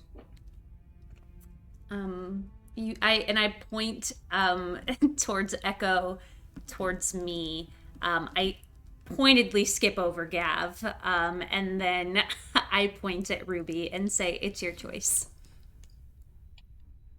Do I have to make a choice? No. I am Perfect, your what are we cool waiting slutty for? daddy, and I will make the choice for you. I'm glad we threw that in there. You're welcome, Chrissy. I love you! Oh, my leg's cramping! And as you exit Nightborn Citadel and make your way back down into the city, you find that the Umbra that plagued you on your way here are mysteriously missing. You make your way back to the portal as a group and find your way back to the mortal world. Of course, somewhere the flattened third is in search of Kalestis and will eventually make their and his presence known to Echo, but for now, battle is won. Nightborn is dead, and our heroes have done the impossible. And that is where we're going to end things tonight. Woo! Did it. Damn, Harley. I somehow did not have seducing the villain on my bingo list. Really? I thought that Yeah. was made for me. I was like, oh? No, I have a thing for robots and computers and... I was planning on like a hacker battle, and then you were both like, "You're hot and pretty logical, and I'm pretty into that." So I'm glad that I didn't have that on my list because it was a good surprise for me. That's all I got. Well, friends, how about we tell them who we are and where they can find us? There we go. Let's start with DK and go around in a circle. Hi, hello, that is still me. I am still DK, and I am still found at @AbaDarlings on Twitter. I have been your conductor, and I just want to take a minute to thank Jess for having me, and all of these fine folks for letting me drag them into my dramatic gay angels and demons story for a few hours. Very much appreciated. When I'm not here, you can find me over on Exquisite Corpse Presents or Rainbows and Razorblades. And if you don't find me in those places, I'm asleep. And let's do Harley. Okay, we're going that way in the circle. Hi, my name is Harley Kane, and you can find me everywhere on the internet at Harley Kane. I'm a model, performer, streamer, cosplayer, do all the things. And I know I was the one who brought up the question, but I didn't get to answer it. But I am eating, discounted Valentine's candy over here. And these ones, too, that I found that have, like, sexy messages on them. I don't know if I can show that on stream. But they're very good, and I hope everybody eats lots of discounted Valentine's candy today and tomorrow. That's when it tastes best.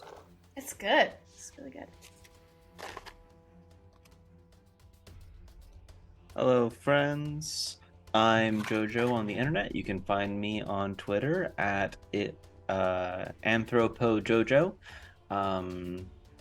And sometimes I talk about writing story prompts from an anthropological perspective and do little write-ups on stuff and culture, stuff that I really like. So you can catch me there.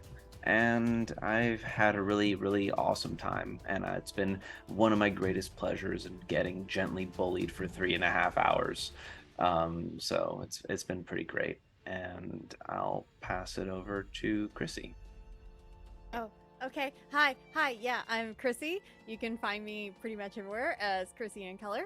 I roll dice and make a lot of dirty jokes on the internet and say a lot of inappropriate things and read a lot of smut. You know, just living the life, right? We love it here. I exist to almost appall people, but in a way that makes them go, "Oh." So yeah, I've learned something new about myself. I didn't realize I was into that, but okay. But yeah, that is me in a nutshell, and yeah. Okay, and Jess, that leaves thank you me. so much for this. Yeah, absolutely. Hi, friends. I'm Jess. You can find me on places on the internet at Jess the Human. I just want to say thank you to everyone who donated tonight. We raised $370 for the Equal Justice Initiative.